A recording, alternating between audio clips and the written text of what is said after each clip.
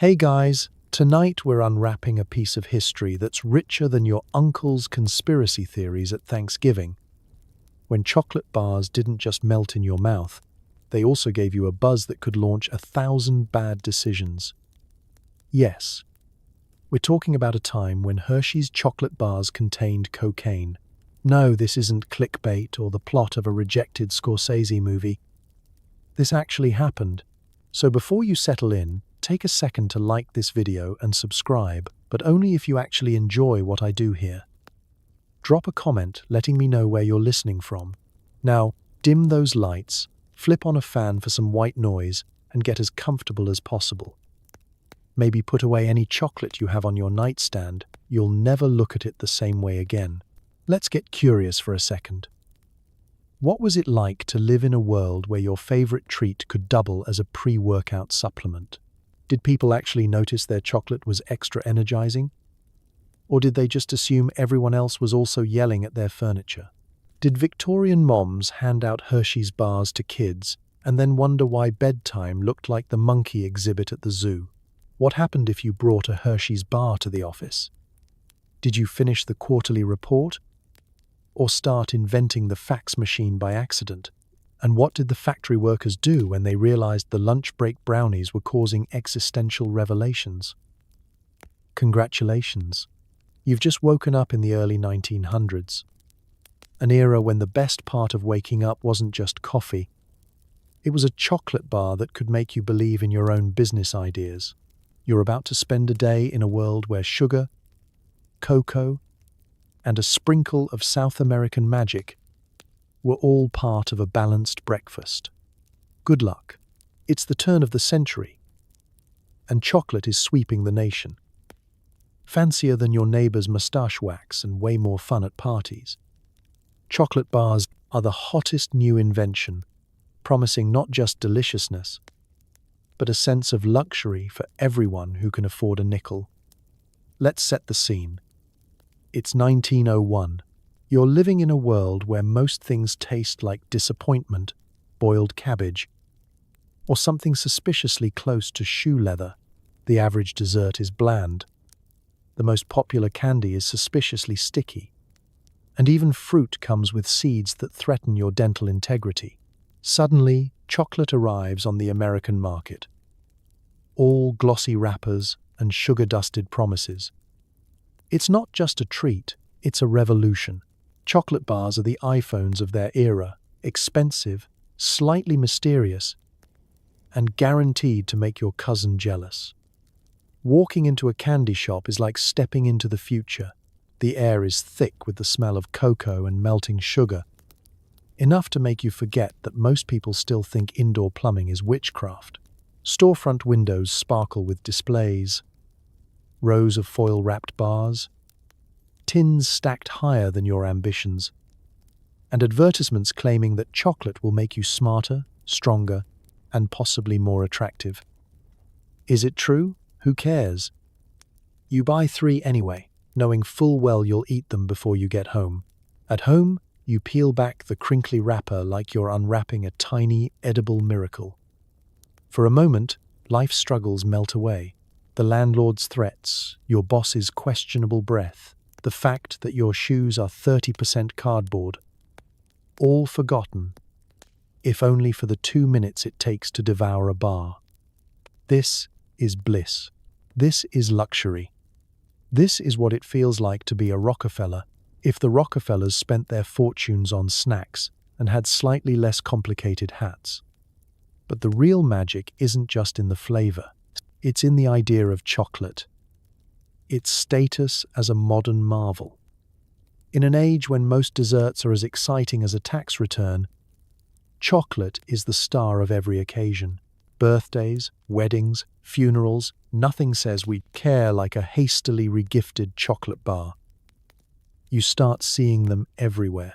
Newspapers gush about the health benefits. Chocolate soothes the nerves, settles the stomach, and might even cure your existential dread.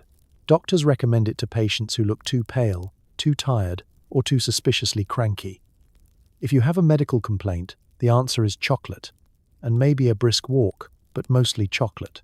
Soon, Entire towns become obsessed. Churches host chocolate socials, schools run chocolate fundraisers, and every store in the city suddenly claims to have the original recipe. Housewives whisper about secret bars stashed in sewing kits, and grandfathers keep a private stash behind the good whiskey, strictly for emergencies. The country is in the throes of a chocolate fever, and no one is looking for a cure. If someone throws a party without a chocolate course, neighbors talk for weeks. Sunday school lessons go smoother when there's a Hershey's bar in the teacher's desk drawer. Of course, it isn't all sweet and simple. This is America, after all. With popularity comes drama. Rival chocolate makers start popping up overnight, each one insisting their bar is the purest, creamiest, most life-affirming treat on the market. Lawsuits are filed over trade secrets and wrapper colors.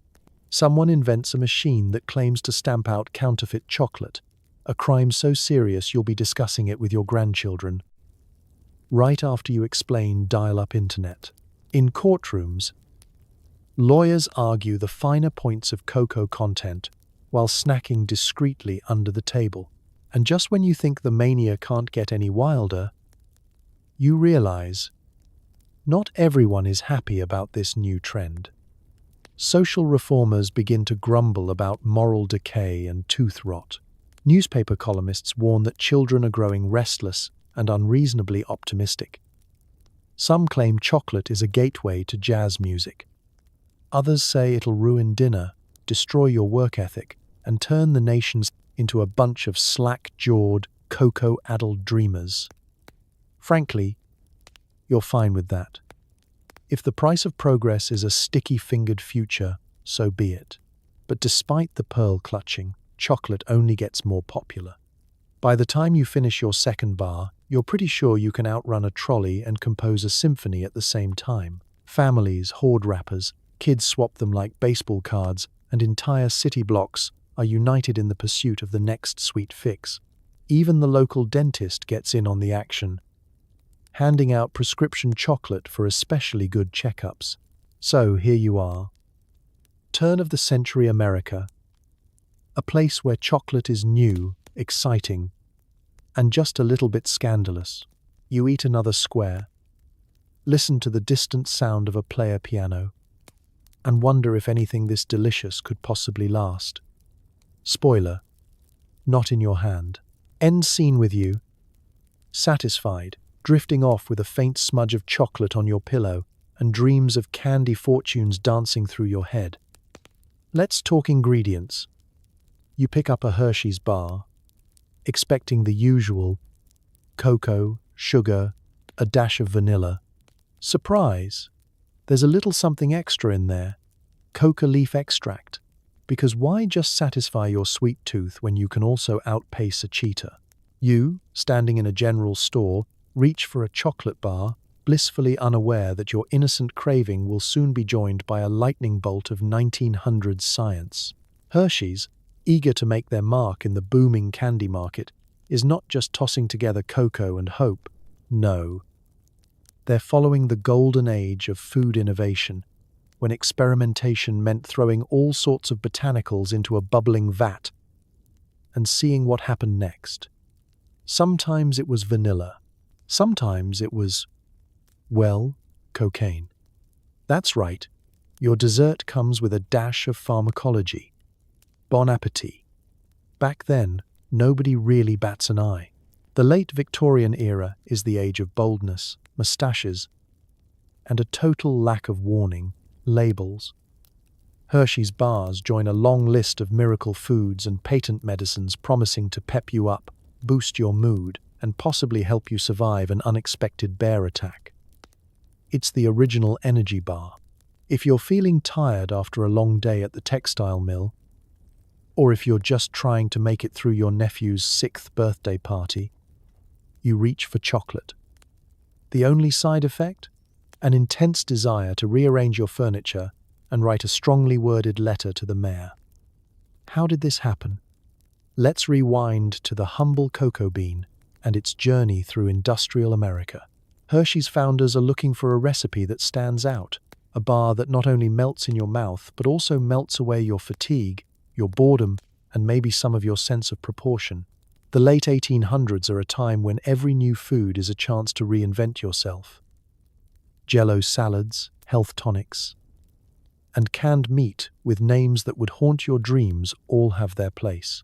Hershey's, looking for an edge, turns to Europe for inspiration. In Switzerland and France, chocolatiers are already experimenting with more than just cocoa. European confections are a heady blend of sophistication and science. And the idea of mixing cocoa with chocolate is considered both elegant and just a bit daring. Why not borrow a page from the Continental Playbook and give America a treat with an extra little kick? Enter the coca leaf. Long celebrated in South America for its invigorating effects, coca is added to all sorts of products by the turn of the century. If you've got a headache, low spirits, or a tendency to nap at inopportune moments, there's a coca tonic for that. Coca leaves are showing up in wines, teas, toothache drops, and of course, the original recipe for Coca-Cola. Why not chocolate? You can barely walk down the street without tripping over a new elixir, each one louder than the last about how it will transform your life. Hershey's, never one to miss, a trend, rolls up their sleeves and adds a modest sprinkle of coca leaf extract to the mix. The idea is simple. Chocolate, but better. Chocolate that gives you wings, minus the advertising lawsuit. You take a bite. The taste? Familiar, sweet, creamy, with an undertone of adventure. The effect? Slightly euphoric, definitely energetic, and just enough to make you believe you could start a small business empire or invent a new kind of doorbell. It's a chocolate bar, but it's also an invitation to a livelier, more ambitious you. Productivity shoots up, dinner conversations grow louder, and you find yourself walking to work at twice your normal speed, mostly because you can't sit still. Chocolate is suddenly more than a treat. It's a lifestyle. Workers stash bars in lunch pails for emergencies. Grandmothers swear by their digestive powers. Housewives claim one square can turn laundry day into an adventure. Socialites hand out chocolate bars at parties and wink knowingly at each other. Even your local doctor gets in on the act, recommending a bit of chocolate for nerves and general malaise. Of course, not everything about the recipe is pure genius. The more awake you feel, the less you sleep. Some people claim to see the future after 2 bars. Others simply reorganize their sock drawers at midnight, humming Sousa marches at full volume. There are rumors of entire quilting bees accidentally achieving flight. No one can prove it. But the town chickens start acting very nervous. The local postmaster delivers the mail a day early and spends the afternoon alphabetizing the stamp collection twice. Hershey's is unapologetic. The recipe is a masterpiece of early 20th century optimism. A time when nobody believed in moderation and everyone wanted a little more out of life, preferably in the form of dessert. There's no mystery about why the bars are flying off the shelves. People want their chocolate with a side of risk, their pleasure with a pinch of danger. It's a little scandalous, a little magical, and a lot of fun. So next time you unwrap a Hershey's, think back to the era when treat yourself meant eat chocolate and see what happens. When the world was faster, the nights were longer, and dessert was the most exciting experiment you'd try all week. Sleep well, knowing your bedtime snack is just chocolate now. Probably. And if you find yourself reorganizing your pantry at 2 a.m., well, maybe history is more delicious and more invigorating than you realized. Long before they were boosting your dessert, coca leaves were sacred to Andean cultures, used for ceremonies, chewed for stamina, and definitely not sprinkled into Hershey bars by bored Pennsylvanians. You're standing on a Peruvian hillside in a world before chocolate bars and food scientists in bow ties.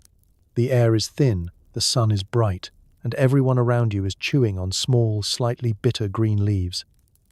These aren't just snacks, they're survival. For thousands of years, coca leaves have been the secret weapon of the Andes.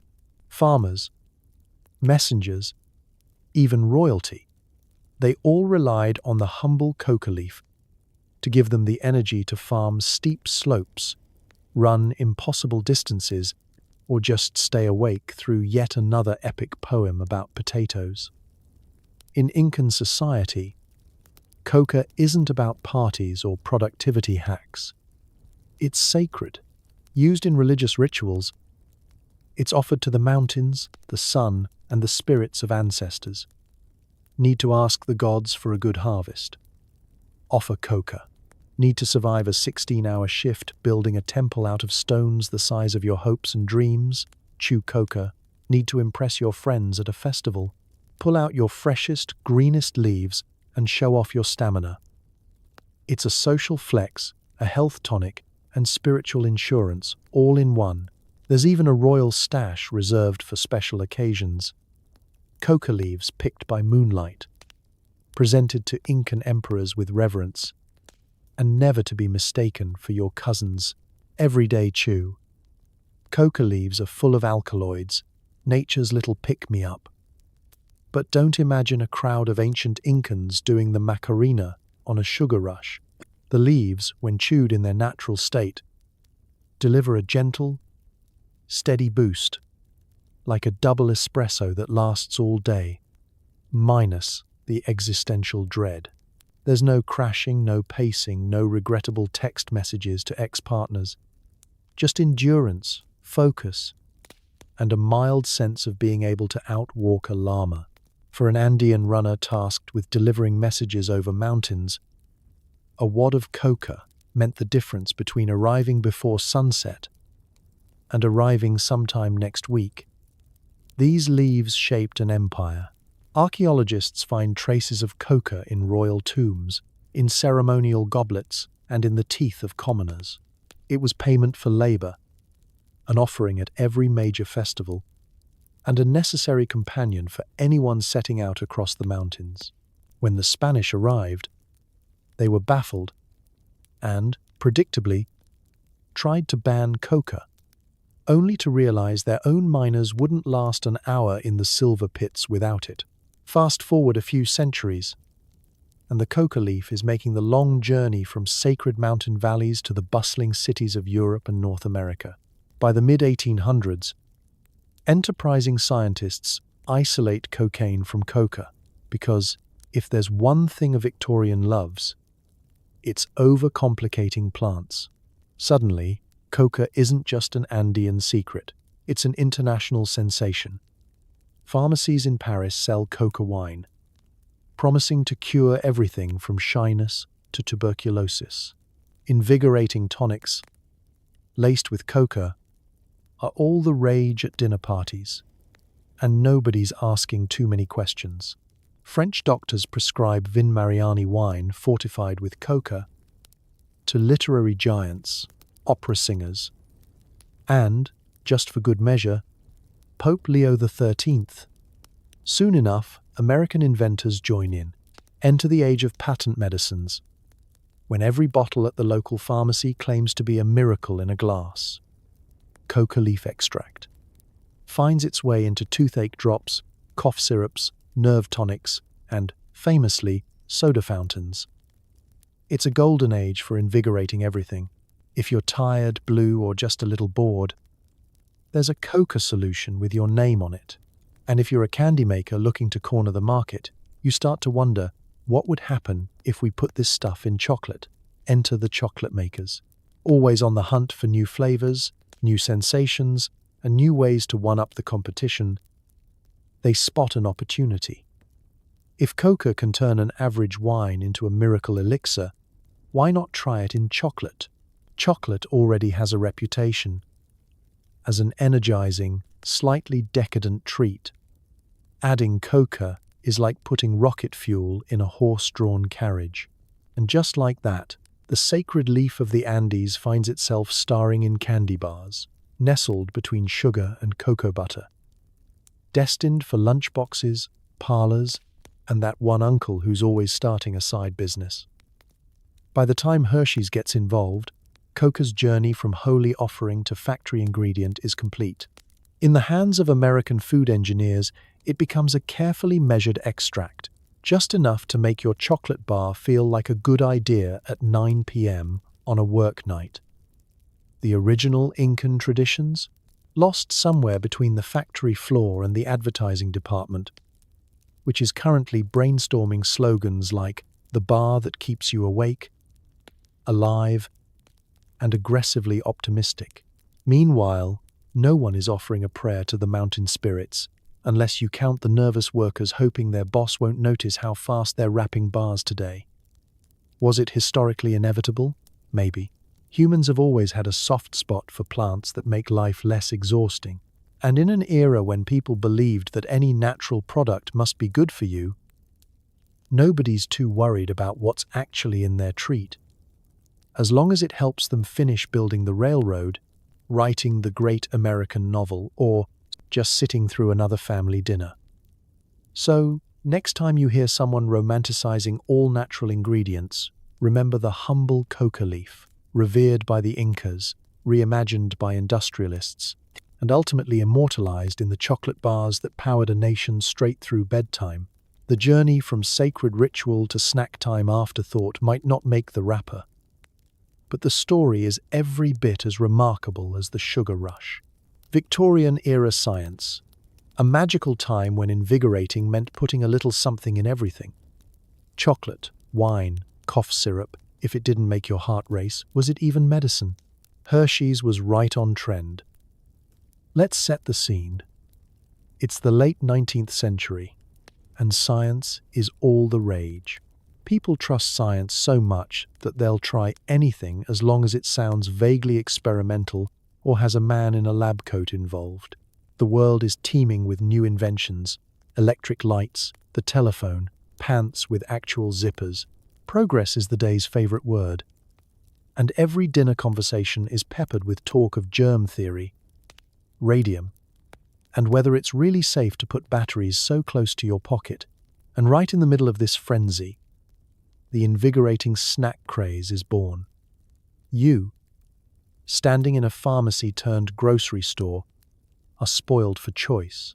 Shelves groan under the weight of colorful bottles, powders, and unpronounceable tonics. Labels scream, stimulates the nerves, energizes the blood, gives new life to the listless.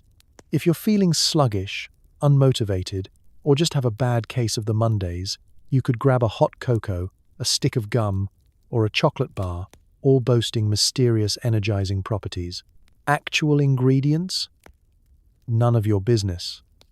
The label says scientific, so it must be fine. This is the golden age of the patent medicine industry. A lawless candyland where marketing runs wild and regulations are mostly just polite suggestions. Chemists and doctors armed with beards and enthusiasm are mixing up batches of what they promise is a cure for whatever ails you, and the public, hopeful and exhausted, lines up to buy. In this world, invigorating snacks aren't a luxury. They're self-care. The modern concept of energy drinks starts here. Only back then, they come in glass bottles, tins, and, for the truly bold, chocolate bars. The logic is simple. You feel tired, you eat a snack, you suddenly feel not tired. This is considered cutting-edge science, second only to leaching and the therapeutic use of magnets. Hershey's, never one to miss a trend, jumps right in. If their competitors are promising energy, why not make chocolate the ultimate pick-me-up? It's tasty, it's modern. And now, thanks to the marvels of chemistry, it might also help you finish knitting that 12-foot scarf in record time. Doctors join the parade. Medical journals, already enthusiastic about anything new, publish glowing reviews of snacks that claim to soothe the nerves while awakening the faculties.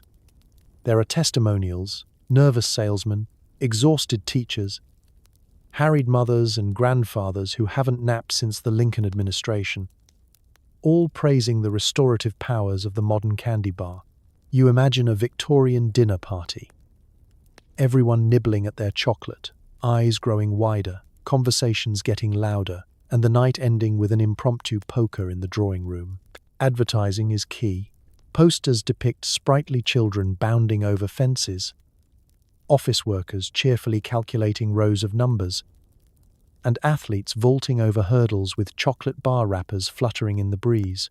Some ads even feature prominent men of science, real or otherwise, assuring the public that these snacks are the safest way to avoid melancholy, exhaustion, and falling behind in modern life. It's only a matter of time before someone claims chocolate can cure bad handwriting and help you win at chess. Housewives and shopkeepers become true believers. Invigorating becomes the most important word in every pantry. Children are handed chocolate for their nerves, and Grandpa insists on a square for circulation before checkers. If anyone doubts the magic, the family doctor is on hand to write an enthusiastic prescription, sometimes literally on a chocolate wrapper. Of course, the real science is a little more suspect. Lab tests mostly consist of eating half a bar and seeing who can run up the most flights of stairs before their monocle falls off. Side effects are often ignored. Who cares about a little heart palpitations when you're getting so much done? If anyone asks questions, you just point to the word invigorating on the label and declare the matter settled. Occasionally, a story makes the rounds about someone who ate a whole bar and stayed up for 3 days painting the parlor. These tales are not considered cautionary. They are inspirational. Whole towns develop reputations for their productive spirit, fueled largely by the collective chocolate stash. And when, inevitably, someone suggests moderation, the idea is laughed out of the room by a crowd with chocolate-stained fingers and ambitious to-do lists. Even as regulations begin to creep in, the appetite for science-backed snacks remains. Hershey's is at the center of it all. Every bar, a tiny miracle. Every wrapper, a promise that the future is bright, energetic, and, preferably, covered in chocolate. So, in the glorious, chaotic heyday of invigorating snacks, Hershey's is leading the charge. A sweet, chocolatey miracle, sold by the pound and backed by the boldest science 1897 has to offer. Snack on, good citizen. Sleep is overrated anyway, and if your heart is racing just a bit, remember, that's not a bug, it's a feature. Forget Red Bull. In 1905, if you wanted to pick me up, you just grabbed a chocolate bar and waited for the world to speed up. Hershey's didn't advertise the buzz, but they didn't have to. Word spread faster than the sugar crash. You, a respectable grown-up with a pocket watch and deeply held opinions about the proper length of trouser cuffs, find yourself lingering in the sweets aisle. Candy, you're told, is for children. It's childish, frivolous. The sort of thing best left to sticky-fingered schoolboys and little girls with hair ribbons. But look around, and you'll notice something odd. The adults are buying chocolate too. In fact, some of them are buying a lot of chocolate. You spot your neighbor, Mr. Higgins, an accountant so boring that his houseplants have been known to yawn, tucking a suspiciously large number of Hershey's bars into his basket. He glances around, shrugs, and grabs another. This isn't about flavor. Not entirely. There's something different about these bars. Something that makes adults come back, again and again, with a suspicious glimmer in their eyes. After lunch, after work, in the middle of a tedious church committee meeting, out comes the chocolate. Not in fun-size squares. Either. Grown men and women are discreetly snapping off pieces during city council, behind ledgers, and at bridge clubs. Some people say it's the sugar. Some claim it's the new creamy recipe. But the truth is quietly, chemically, exhilarating. If you know, you know. After a few bites, you're not just satisfied, you're energized. The sort of energy that makes you consider alphabetizing your receipts, writing letters to estranged cousins, or repainting the barn just because it's Tuesday. You are, for lack of a better term, feeling good. It's not exactly a high, and not quite the way you feel after a third cup of coffee. It's brighter. The world seems sharper. Even the horse-drawn trolleys look like they're going a little faster. Word gets out. Chocolate isn't just a treat for the end of the day. It's a secret weapon. Factory workers eat a bar before their shift and report record levels of pep. Store clerks munch a square to make it through the afternoon rush, which suddenly feels like a parade instead of a siege. Ministers discreetly nibble chocolate before sermons, causing parishioners to wonder why this week's homily is delivered at double speed. The local postmaster has never sorted mail so quickly or so alphabetically. One insurance agent claims he processed a decade's worth of claims in a single afternoon and still had time to walk home the long way. With adults hooked, chocolate bars go from childish indulgence to respectable grown-up essential. It's now perfectly normal for the most upstanding citizen to order a dozen for the road. For the children, they say. But everyone knows those bars are being rationed out at the poker table and shared among fellow PTA members after the meeting. It's the early 1900s, and candy has become the world's most respectable vice. Magazines start publishing features on the modern working man's snack. Chocolate is described as stimulating but gentle, bracing but wholesome, and an aid to the efficient American. Some even recommend a square with your morning toast for vitality. Sales soar. Candy shops do brisk business, and even the most hard-nosed city officials are seen smiling more than usual, their pockets bulging ever so slightly. By now, nobody bats an eye if the mayor polishes off an entire bar at the ribbon-cutting ceremony, or if the fire chief hands out chocolate as a reward for the best-kept fire hose. Even the advertising leans in. Posters show serious men with bowler hats and impressive sideburns, conquering their workday with the help of America's premier adult tonic. Society columns hint at ladies' clubs serving chocolate alongside their sherry and gossip. Travel writers rave about the pick-me-up that turns a dreary train ride into an adventure in productivity. Not everyone is convinced. Old-timers grumble that too much chocolate will rot your wits or cause you to forget your place in society. The local chess club briefly bans snacks after a series of overly enthusiastic checkmates. But for every warning, a dozen more people are chewing their way into a slightly more cheerful afternoon. The stigma fades. Chocolate is now for everyone. Man, woman, schoolchild, or mayor. Even the town undertaker is rumored to keep a bar in his desk, just to keep things lively. There are still a few holdouts, the purists who insist that an apple a day is all you need, or the rare soul who claims to prefer licorice. But even they can't deny the way chocolate has quietly taken over the boardroom, the classroom, and even the courtroom. When the judge calls for a recess, half the gallery heads straight for the nearest candy counter. So, as you slip another square into your mouth and get ready to reorganize the shed, remember, in the golden age of respectable buzz, everyone's just one chocolate bar away from greatness, or at least a very tidy garage. And if you notice your neighbor painting his house for the third time this month, you'll know exactly what's fueling his ambition: parents, giving chocolate to children since time immemorial. But these kids are on another level. Hide and seek turns into sprinting marathons, and bedtime stories sound like auctioneers on espresso. Imagine it's a brisk afternoon in 1910. You're a child with knee socks up to your shins and more buttons on your shirt than a modern TV remote. In your pocket, a glorious, slightly squashed Hershey's bar. Your friends gather in a loose circle under the willow tree.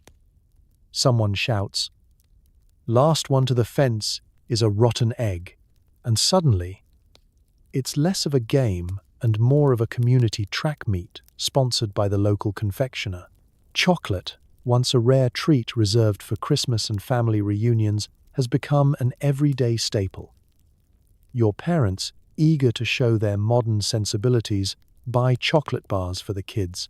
They hand them out after chores, before Sunday school, and, on especially reckless days, just before bedtime. The logic is flawless. Nothing says parenting like giving your children a mildly stimulating, sugar-packed snack right before expecting them to sit still. You, of course, love it. One square, and you feel like you could run to Cleveland and back.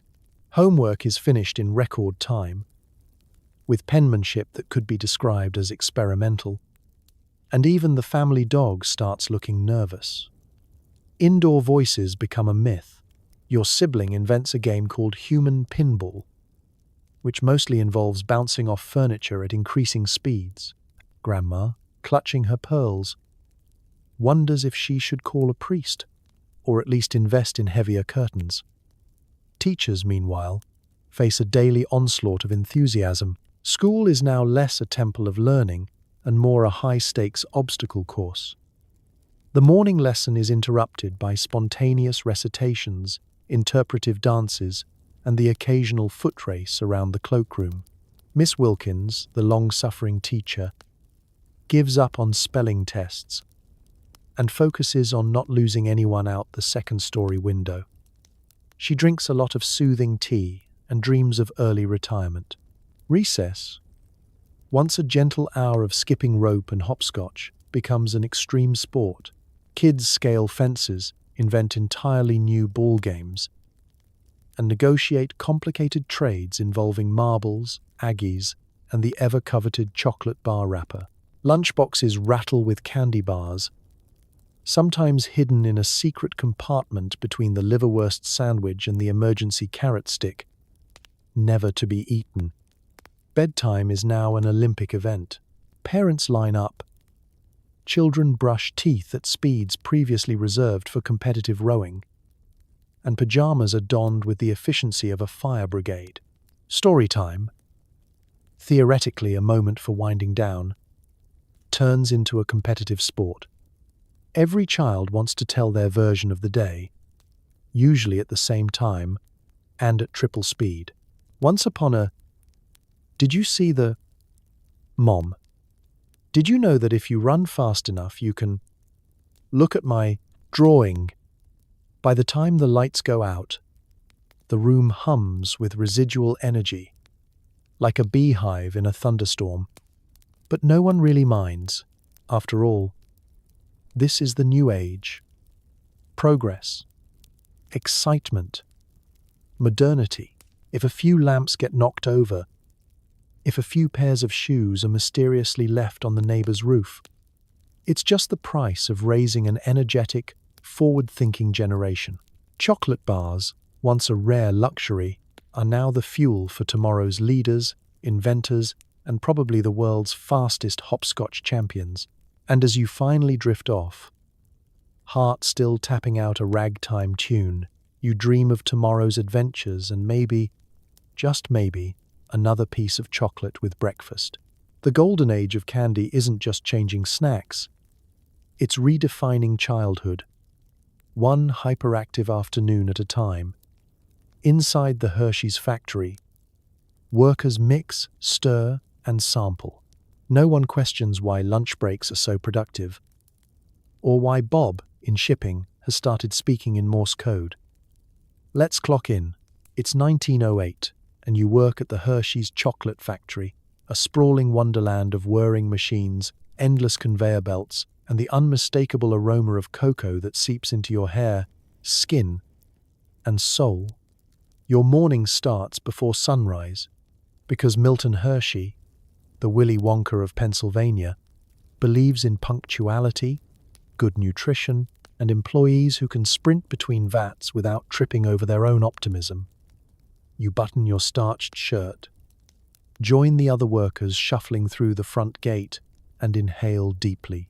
Chocolate, sugar, and just the faintest hint of something sharper, like ambition, or possibly an invigorating extract no one talks about openly.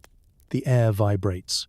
You tell yourself it's excitement, but it might be the caffeine and coca leaves drifting from the mixing room. Your job title is General Operator, which means you do everything. 1 hour you're pouring cream into copper kettles, the next you're scraping cocoa off the floor with a special patented chocolate shovel. The pace is relentless. You keep up, mostly because you don't want to be trampled by Ethel, who can carry 3 sacks of sugar at once and still find time to hum ragtime tunes at 120 beats per minute. Everywhere you look, someone's in motion. The chocolate must be tempered, mixed, aerated, and poured into shiny new bar molds at top speed. Conveyor belts roll faster than you'd think is safe, churning out thousands of bars an hour. There's little room for error. The supervisors, clipboard-wielding men with moustaches you could hang a coat on, watch for mistakes with eagle eyes and suspiciously jittery hands. Sampling is part of the job. Every so often, a foreman hands you a fresh bar and says, "Quality control." You take a bite. It's rich, creamy, and oddly energizing. By your third sample, your handwriting is illegible, and you're considering retiling your kitchen tonight just for fun. The factory hums with energy. Workers swap theories about who can wrap the most bars per minute, or who once accidentally invented fudge by mixing up the sugar bins. Betty, from packaging, claims she solved a crossword puzzle just by staring at a Hershey's bar for 20 minutes. Breaks are legendary. The lunchroom becomes a scene from a slightly unhinged vaudeville show. Bob from shipping is doing the Charleston. Someone else is juggling apricots. And the local preacher, on quality inspector duty, leads an impromptu chorus of Sweet Adeline. The chocolate bars flow freely. Nobody asks why people keep inventing new dance moves or why the boss's record player is set to ludicrous speed. There are rumors. Some say the night shift once finished a 12-hour run, then cleaned the entire factory top to bottom before walking home and re-shingling their own roofs. One worker claims she wrote an entire novel on the back of a payroll slip, inspired by the world's liveliest snack.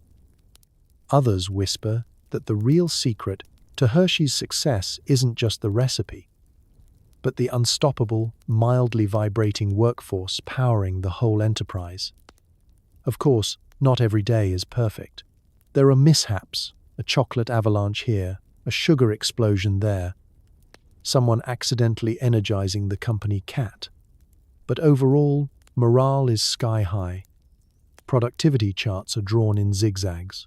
At the end of each shift, workers stagger out into the twilight, clutching their pay envelopes and leftover bars, exhausted but strangely cheerful, like they've just survived a friendly tornado. So you hang up your apron, wash cocoa from your hair, and walk home a little quicker than yesterday. Tomorrow, you'll do it all again. More chocolate, more music, more accidental raves, making the world's most famous snack, one energetic shift at a time. Hershey's had competition. So did every other candy maker in town. To get noticed, you had to promise more than sweetness. You had to offer energy, health, and maybe a touch of "why am I vibrating?" It's 1911, and you're not just an ordinary chocolate fan. You're a discerning customer living through the golden age of advertising. Every street corner seems to have its own candy shop, each display window more outrageous than the last. Towering pyramids of bars, spinning signs, and window dressers pulling overtime to make cocoa look like the elixir of life. You stroll down Main Street, and the pitches come at you faster than a child on their third chocolate bar of the day.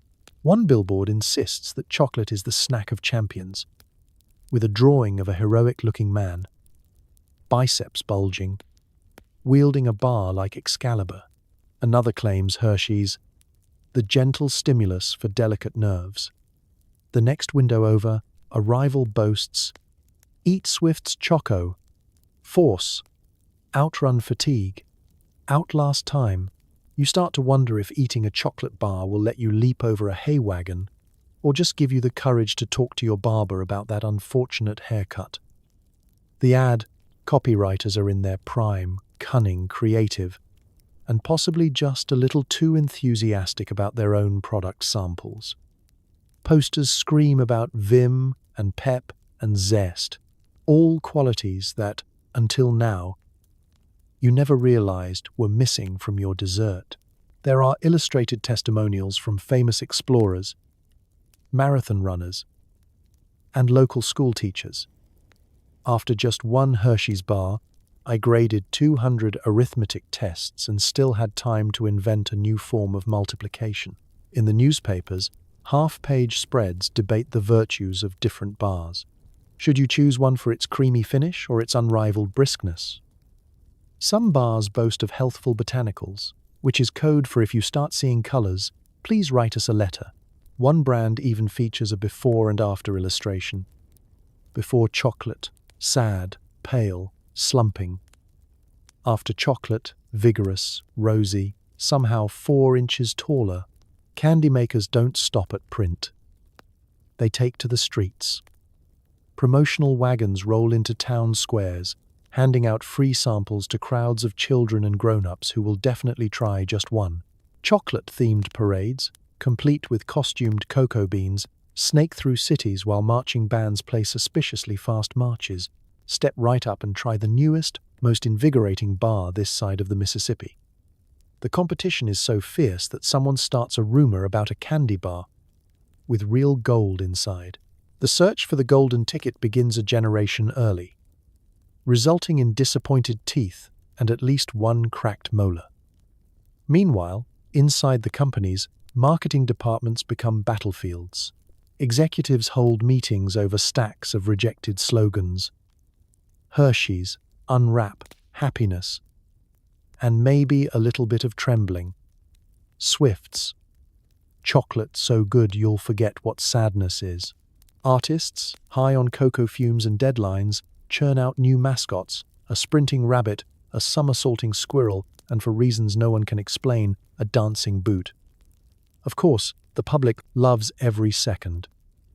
Kids save wrappers, adults debate the merits of various invigorating formulas, and local doctors are besieged by patients who want to know if their pep levels are adequate. The only thing more energetic than the chocolate is the conversation about chocolate. You, caught in the middle of this marketing mayhem, can't help but grin. In a world where every treat promises more speed, more strength, more vim, one thing is certain. Nobody's getting bored, and nobody's falling asleep at the back of the candy store. At least, not until the chocolate wears off. It wasn't just candy, it was a health food. Doctors recommended cocoa for digestion, energy, and mild melancholia. Hershey's bars. Now with vitamins, minerals, and the possibility of minor hallucinations. Welcome to the era when the line between doctor and candy salesman is blissfully blurry. You're at your annual checkup, and instead of a grim lecture about vegetables or a terrifying jar of leeches, the doctor writes you a prescription for, wait for it, chocolate. He folds up the paper with a wink and quietly adds, try not to eat the whole bar at once, unless you're planning on walking to Pittsburgh tonight. You leave the office with a spring in your step and a medically justified excuse for every chocolate stain on your collar. This is a golden age for wellness. Health advice is a heady blend of genuine science, wishful thinking, and marketing that could sell sand in the Sahara. The public is hungry for answers, and, conveniently, also for snacks. Into this world steps chocolate, a product of exotic lands, rich in cocoa, and now rumored to have medicinal powers. The moment someone in a white coat says therapeutic value, the entire nation collectively decides that chocolate is basically a vegetable. Your neighbor's medicine cabinet now contains not just headache powders and questionable cough syrups, but also a box of chocolate bars. He claims he needs one after every stressful day at work, which, by coincidence, seems to be every single day. The local pharmacist stocks Hershey's bars between the camphor oil and the castor oil, and the display case features pamphlets, chocolate for vigor, the tonic for tired mothers, and recommended by 5 out of 5 physicians who like chocolate. Advertisements echo the new health craze.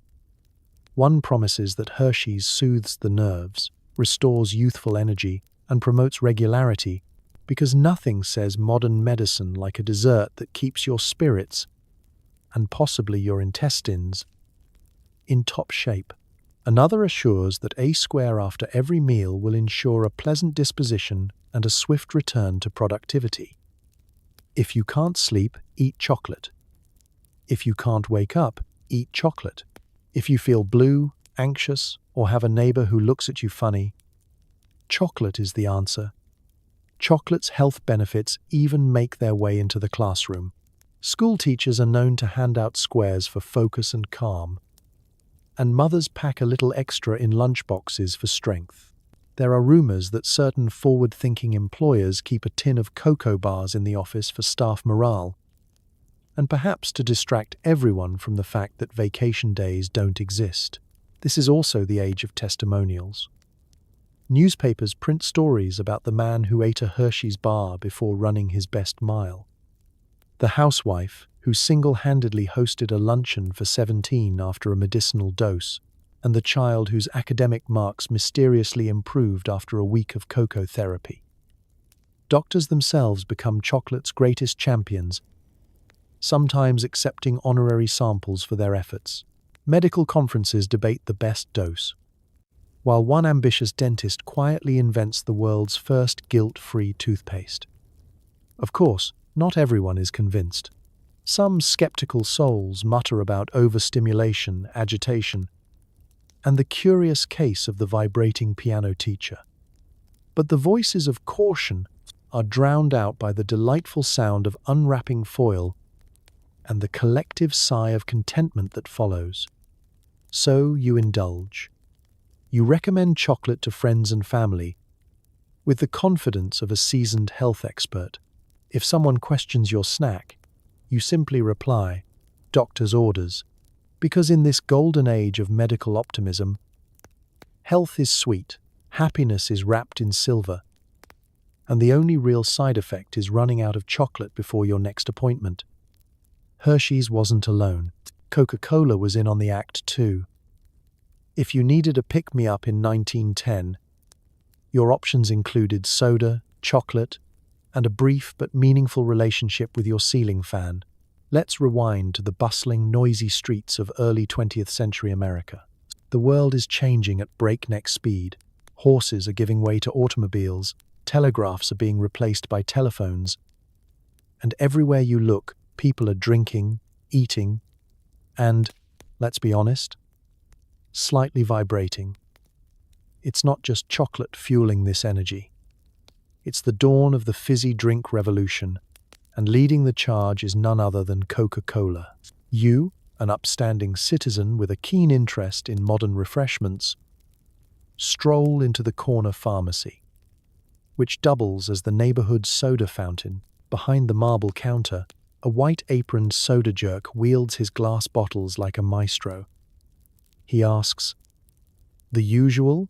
and you nod, secretly hoping today's usual will make the afternoon board meeting feel like a vaudeville show.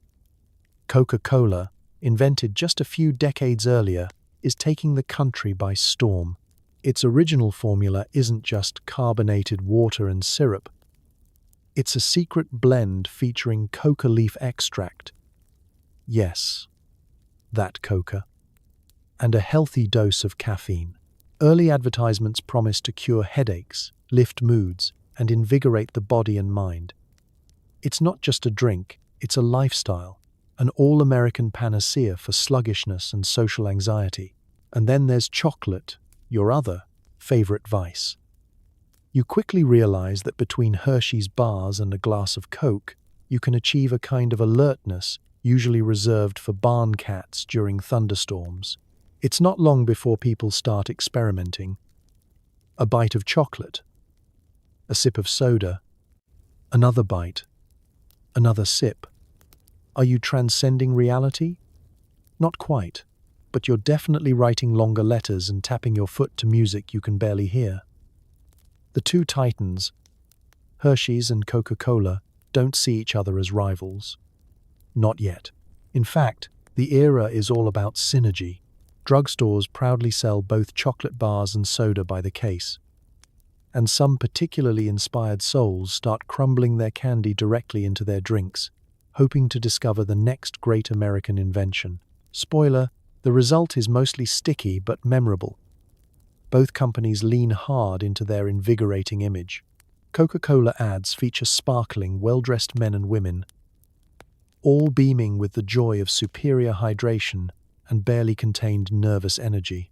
Hershey's, meanwhile, quietly pushes the idea that a chocolate bar is the snack of achievers. Soon, even the most ordinary day, waiting for a train, standing in line, or planning your next big business scheme, becomes an opportunity for a legal, tasty pick-me-up.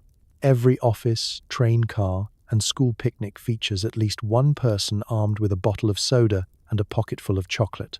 Productivity goes up, patience goes down, and by all accounts, so does the national average for afternoon naps.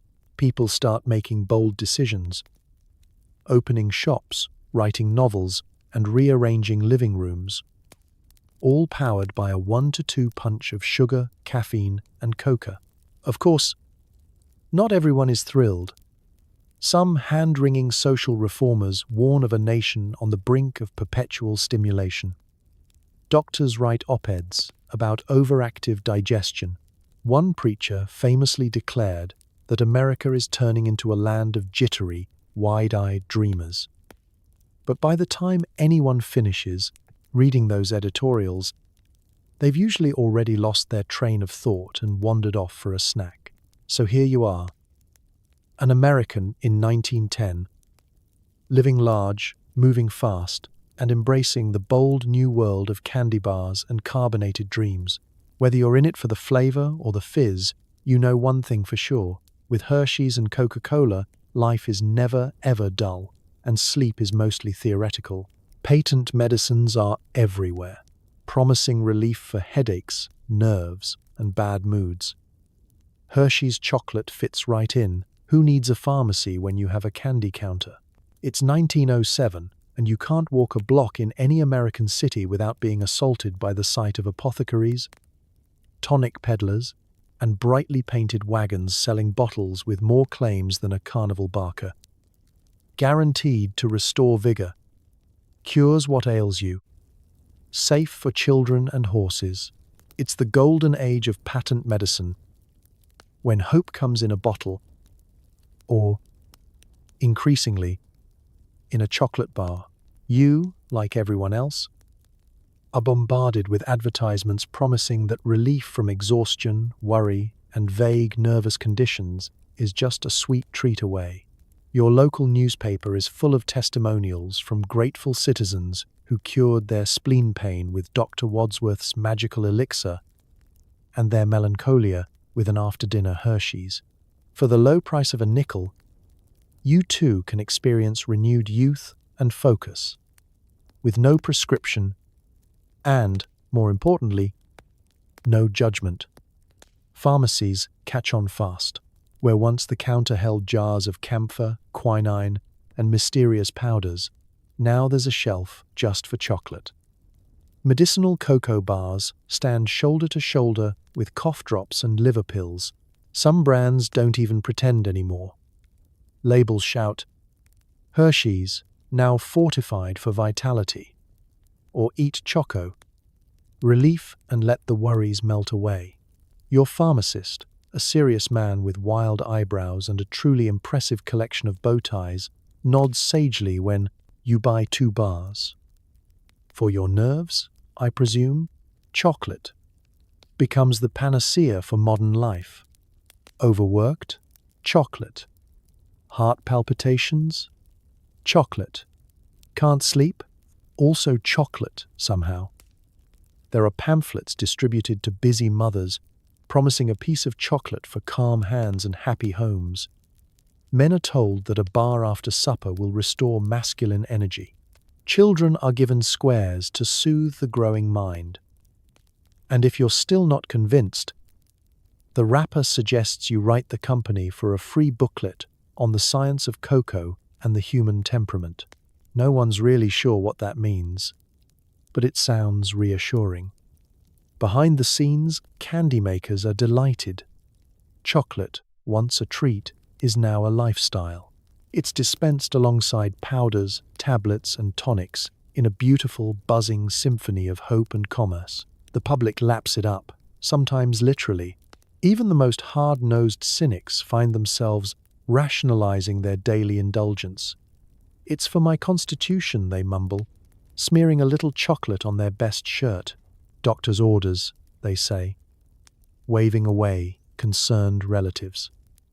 Of course, some of the medicinal benefits are, let's say, optimistic. The only thing chocolate reliably cures is a lack of chocolate. But in a world where medical knowledge is still catching up with marketing, that's hardly the point. You start to notice more people smiling at work, humming on streetcars, or power walking through parks. Maybe it's the chocolate. Maybe it's the placebo effect. Or maybe, just maybe, everyone's a little bit buzzed and loving it. Not everyone is on board. There are critics, the odd sourpuss physician or temperance advocate, who mutter darkly about overindulgence, weakened willpower, and uncontrollable giggling fits in church. But for every naysayer, there are 100 chocolate converts singing the praises of their new miracle snack. So you tuck a bar into your pocket, just in case. You recommend chocolate to your friends as a remedy. You join a nation of hopeful patients, armed not with syrups or tonics, but with something sweeter, simpler, and just as full of promise. In this candy-coated chapter of history, wellness never tasted so good, and nobody's asking too many questions. When World War I rolls around, Hershey's bars are sent to soldiers overseas, because nothing says fight for freedom like a ration that doubles as a motivational speech in edible form. You're a young soldier in 1917, boots caked in mud, helmet a little too big, standing somewhere in France and thinking about home. The world has gone mad. Trenches, artillery, endless drizzle, and the persistent suspicion that your socks will never be dry again. The days are long, the food is questionable, and your only entertainment is trying to guess what today's canned mystery meat actually was in a previous life. But there's hope. There's chocolate. Enter Hershey's, the unlikely hero of the battlefield. Back home, Milton Hershey receives a request from the U.S. Army. They need a ration that doesn't spoil, doesn't melt too quickly, and can lift morale faster than a brass band at sunrise. Hershey delivers, literally, boxes of chocolate bars, carefully wrapped and packed, make the voyage across the Atlantic. For many soldiers, opening a ration kit to find a Hershey's bar is better than mail from home, payday. Or that rare moment when the soup is actually warm. You peel open the wrapper, and for a moment, the war vanishes. The smell of cocoa and sugar cuts through the stench of mud, socks, and whatever is growing in the bottom of the trench. Each bite is a taste of normal life, a tiny rebellion against misery. Your friends swap chocolate like currency. "I'll give you my cigarettes for half a bar, 2 cans of beans for a full one." In the trenches, chocolate is better than gold and twice as likely to improve your mood. Hershey's becomes a silent cheerleader, a compact piece of America in every pocket. The bars are so popular that commanders start using them as rewards. "Good job fixing the radio, Private. Here's your bonus. Outstanding bravery under fire. Have a square." Sometimes, a Hershey's bar is the only thing standing between a weary platoon and absolute despair. Letters home are filled with requests. Send more socks and chocolate, mostly chocolate. But it's not just about comfort. Chocolate is fuel, literal energy for exhausted bodies. Marching, digging, or running for cover burns calories at a shocking rate. Soldiers need quick, reliable food that fits in a pocket and can be eaten on the move. Hershey's bars deliver. Some men claim they can march an extra mile on chocolate alone. Whether or not it's scientifically true, no one's about to argue with a motivated soldier. Back in Pennsylvania, the factory works overtime. The war effort means new recipes. Bars with less sugar, bars that withstand summer heat, bars packed in special wrappers so they won't turn into pudding before they reach the front. There are entire assembly lines devoted to making Field Ration D, a chocolate so dense and durable it's jokingly called edible armor. It's not gourmet, but it's nourishment, and, more importantly, a connection to home. Even after the war, Hershey's military legacy continues. Veterans return with stories of chocolate-fueled adventures. The midnight march powered by a single square, the bitter cold broken by a shared bar, the friendships cemented over one last wrapper. Hershey's is no longer just candy. It's a symbol of survival and camaraderie. So the next time you unwrap a bar, remember, you're holding a piece of history, a bite-sized reminder of courage, endurance, and the strange, sweet power of chocolate to lift the human spirit. Even when the world seems determined to melt everything down, on the battlefield or in your living room, that's a snack worth savoring. Some people notice the chocolate is a little different. Energy, alertness, mild existential dread, just another day at the office, thanks to America's favorite candy bar. You've bought your first Hershey's bar, and you're excited, maybe too excited. The wrapper crinkles with promise as you break off a square and pop it in your mouth.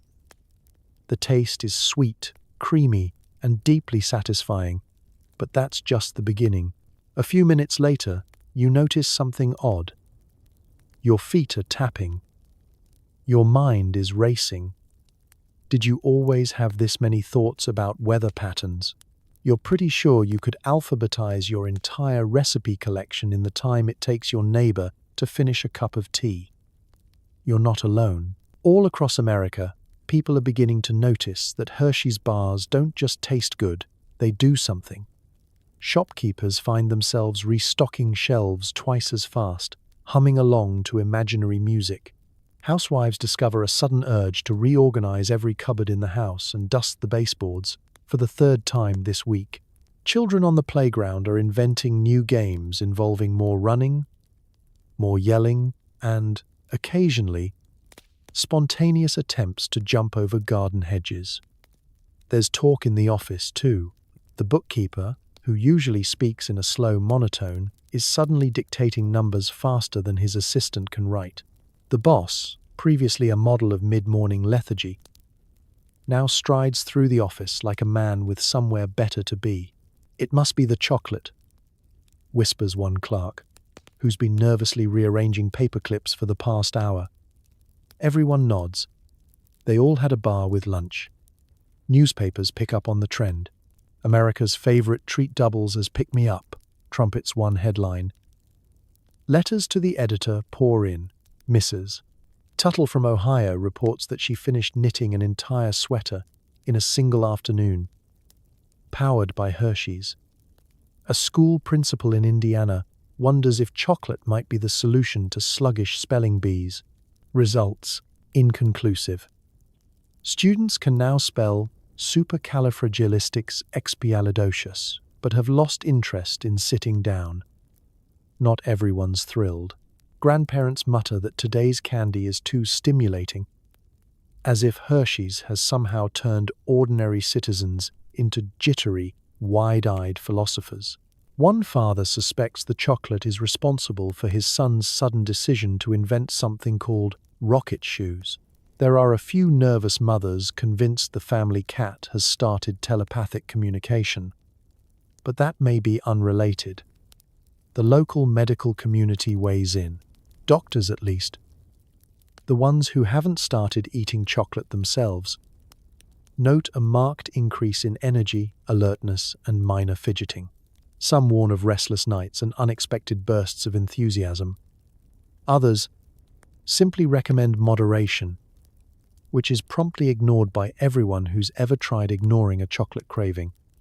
Even pets seem affected.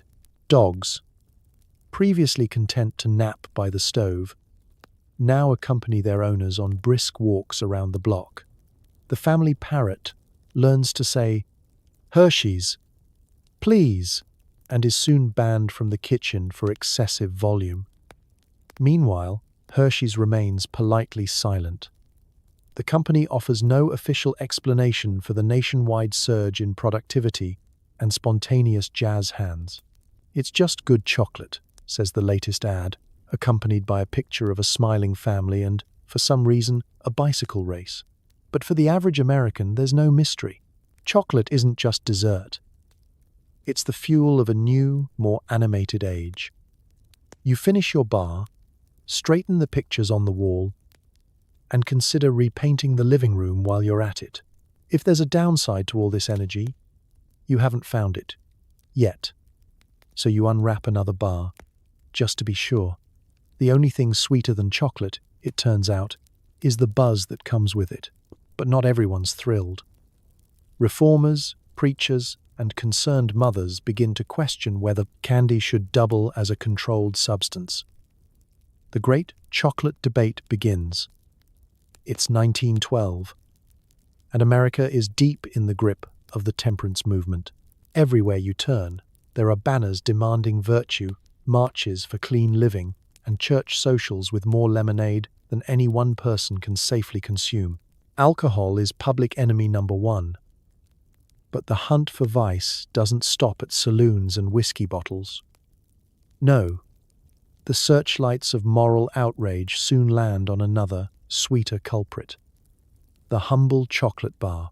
You might not think a Hershey's bar has anything in common with bathtub gin, but try telling that to the local reformers, with rumors swirling about invigorating extracts and the unexplainable pep sweeping the nation. Some see chocolate as just another wolf in sheep's clothing. Is it true that Mrs. Hargrove's twins recited the entire Gettysburg Address backwards after sharing a bar? Is your neighbor's new fondness for yard work actually a symptom of cocoa intoxication? The questions multiply faster than rabbits at a carrot convention. Concerned parents, who once handed out chocolate for good grades, start to eye those shiny wrappers with suspicion. PTA meetings take a turn for the theatrical. One mother stands up and asks, voice trembling, "Are we raising a generation of sweet-toothed daredevils?" A preacher in a starched collar delivers a fiery sermon about the perils of confectionery stimulation, warning that unchecked chocolate consumption leads directly to dancing, unruly behavior, and, in one memorable case, spontaneous poetry recitals. The newspapers seize the moment. Sensational headlines declare, "Children in peril. The dark side of chocolate." One article claims that candy bars are the real cause behind late-night mischief and skipped piano practice. It starts with a Hershey's, cautions an editorial, but where does it end? No one is sure. But the undertone is clear. Your child's next snack might be the start of a lifelong habit. The public reads, gasps, and then, somewhat sheepishly, buys more chocolate just in case it's banned. Politicians soon get involved, eager to ride the cocoa wave to relevance. A local councilman proposes a ban on chocolate sales to anyone under 16. Another wants mandatory warning labels.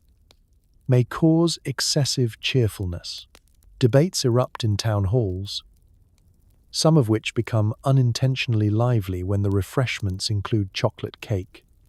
"It's a matter of public safety," shouts one official, his lips stained suspiciously brown. "We must protect our children. And our teeth." Amid the panic, some defenders rise to chocolate's cause. Candy makers publish soothing pamphlets full of science words, assuring the public that Hershey's bars are as wholesome as a summer breeze and absolutely not habit-forming. Physicians weigh in, with carefully worded letters suggesting that, when consumed in moderation, chocolate poses no more danger than excessive knitting. In response, the moral crusaders switch tactics. calling for stricter school rules and increased parental vigilance. Lunchboxes are searched, candy is confiscated. The black market in schoolyard chocolate trading thrives. Through it all, everyday people are caught in the crossfire. One week, you're congratulated for buying a treat. The next, you're eyed with suspicion at the corner store. Family gatherings descend into debates about the cocoa menace. Even grandma is forced to defend her secret stash of baking chocolate, waving a wooden spoon and daring anyone to try and take it. Yet, despite the uproar, chocolate endures. Its fans are too devoted. Its pleasures too sweet to stamp out. The panic will fade, but the memory of a country briefly terrified by candy will linger. Proof that even in the battle for the nation's soul, sometimes all you really want is a bite of something good. And maybe, after the meeting, just one more square. Strictly for research, of course. Headlines scream about the calfless, dangers of stimulating snacks. Hershey's bars become the center of a storm that includes angry letters, awkward congressional hearings, and some truly unfortunate advertising slogans. The year is 1913, and America is in the middle of one of its favorite pastimes, a moral panic with a side of righteous indignation. Newspapers, always hungry for the next big story, have set their sights on the chocolate bar. What began as a few whispers in temperance meetings has snowballed into front-page exposés, editorials, and scandalous cartoons featuring Hershey's bars dressed like villains in top hats and monocles. You can't open a paper without being confronted by a new revelation.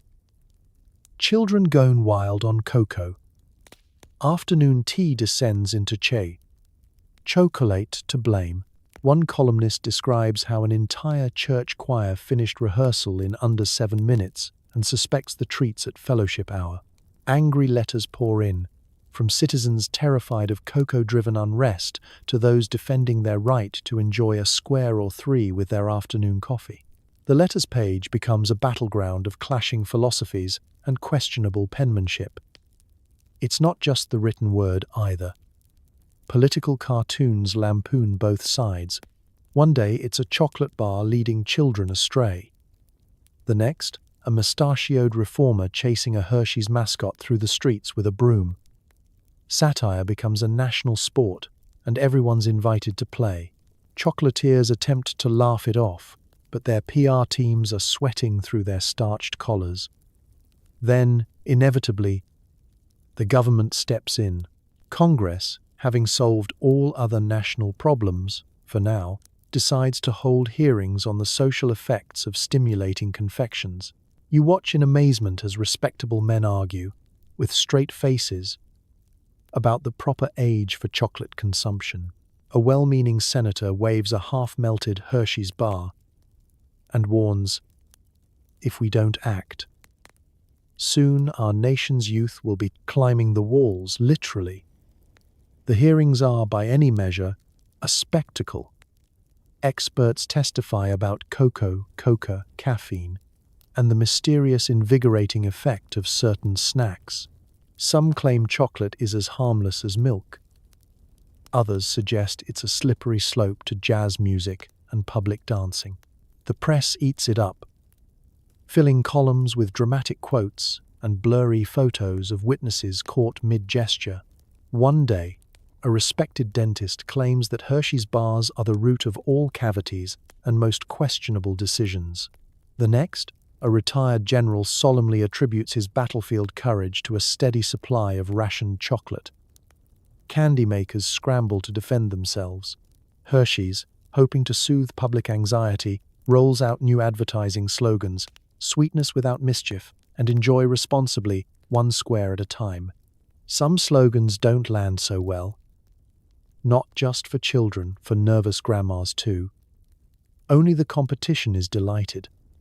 Rival brands run sly ads. For pep, choose ours. For panic, choose theirs. Meanwhile, everyday life is increasingly bizarre. Shopkeepers report people buying chocolate in disguise. worried about being seen by their neighbors. School children invent coded signals for black market candy trades. Even the family dog gets in on the action, barking twice for a treat and once for danger. Mum's coming. Through it all, chocolate sales mysteriously hold steady. For every scandalized editorial, there are 10 new fans sneaking bars in coat pockets and sock drawers. It's as if the country can't decide whether to ban chocolate or declare it the unofficial national food.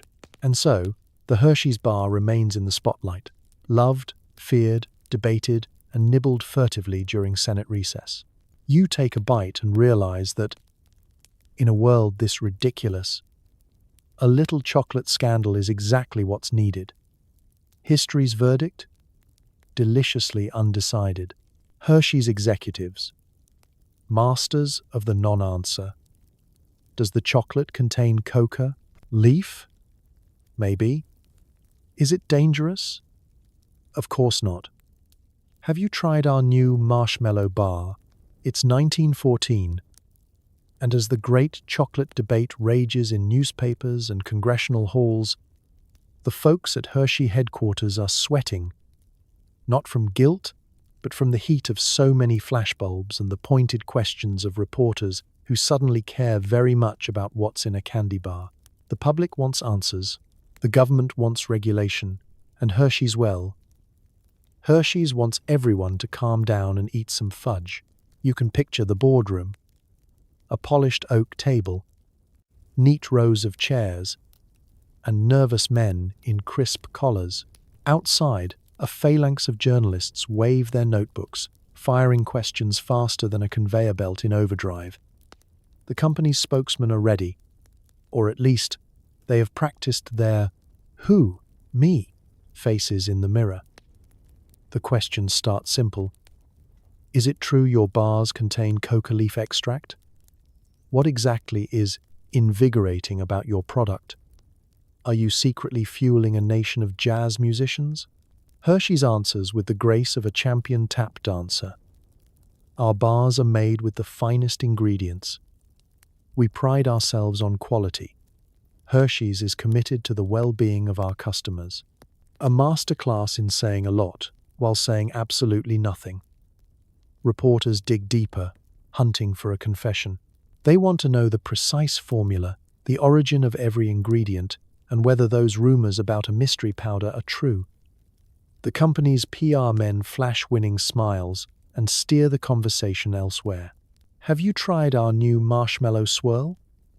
May we interest you in a sample? If all else fails, they produce a chart showing how chocolate bars bring happiness to orphans, kittens, and patriotic housewives. It's not that Hershey's is hiding anything. Well, not technically. Recipes in the early 1900s are closely guarded secrets, passed from chocolatier to chocolatier like family heirlooms. Competitors are always snooping. Rival brands have been known to hire undercover tasters to analyze every bar for clues, sometimes going so far as to sneak into factories disguised as milk delivery boys. Hershey's response is to lock their formulas in vaults and train their employees to answer all recipe questions with, "Sorry, that's above my pay grade." Meanwhile, the rumors only grow. Some say the Hershey's family keeps a private supply of special bars in a gold-lined safe. Others swear a hidden tunnel beneath the factory leads to a room labeled "Secret Ingredients. Authorized personnel only." The more Hershey's dodges, the more creative the stories become.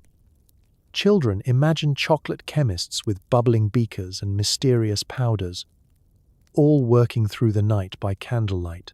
In truth, the real secret is less glamorous and more practical. A little bit of coca leaf extract, just as was common in all sorts of products back then. Not enough to cause a scandal, just enough to make people wonder if they've discovered the world's most pleasant loophole. But Hershey's won't admit it, and why should they? Confession is bad for business, and besides, by the time the story makes the rounds, the formula is already quietly changing. All the while, the chocolate keeps selling. Customers, secretly delighted by the controversy, buy even more bars for research purposes. Chocolate wrappers become collector's items. Meanwhile, Hershey's doubles down on wholesome ads, with smiling families and none too subtle taglines. Hershey's, the treat you can trust. The company weathers the storm, answering questions with a wink, a sample, and a stubborn refusal to explain too much. It's a classic corporate move. When in doubt, pivot, distract, and hand out another marshmallow bar. Because in the end, if history teaches us anything, it's that people love a mystery almost as much as they love chocolate, especially when it's wrapped in silver foil and plausible deniability. So next time you savor a Hershey's, enjoy the taste of a little secrecy, a little history, and a whole lot of PR finesse. Quality control in 1912 was a roll of the dice. Sometimes you got a Hershey's bar. Sometimes you got a Hershey's adventure. No one was bored. Let's step back into the clattering, bustling world of early 20th century chocolate making, where science met luck and hairnets were strictly theoretical. You're an employee at the Hershey's factory, a place where every shift promises mystery, mild chaos, and, occasionally, a product you're genuinely proud to send out the door. But mostly, it's chocolate roulette. Picture the scene. Vats of molten cocoa bubble and burble. Sugar is measured by the scoop, not the scale, and every so often, the guy in charge of the milk gets distracted by a particularly interesting pigeon on the window ledge. Bar molds clatter down a line of wooden planks, guided more by gravity than precision engineering. Sometimes the bars come out perfect. Sometimes they're shaped like interpretive modern art. Supervisors stalk the factory floor with clipboards and sharp eyes. Their job? Catch mistakes before the mistakes catch up with them. Their technique? Sampling.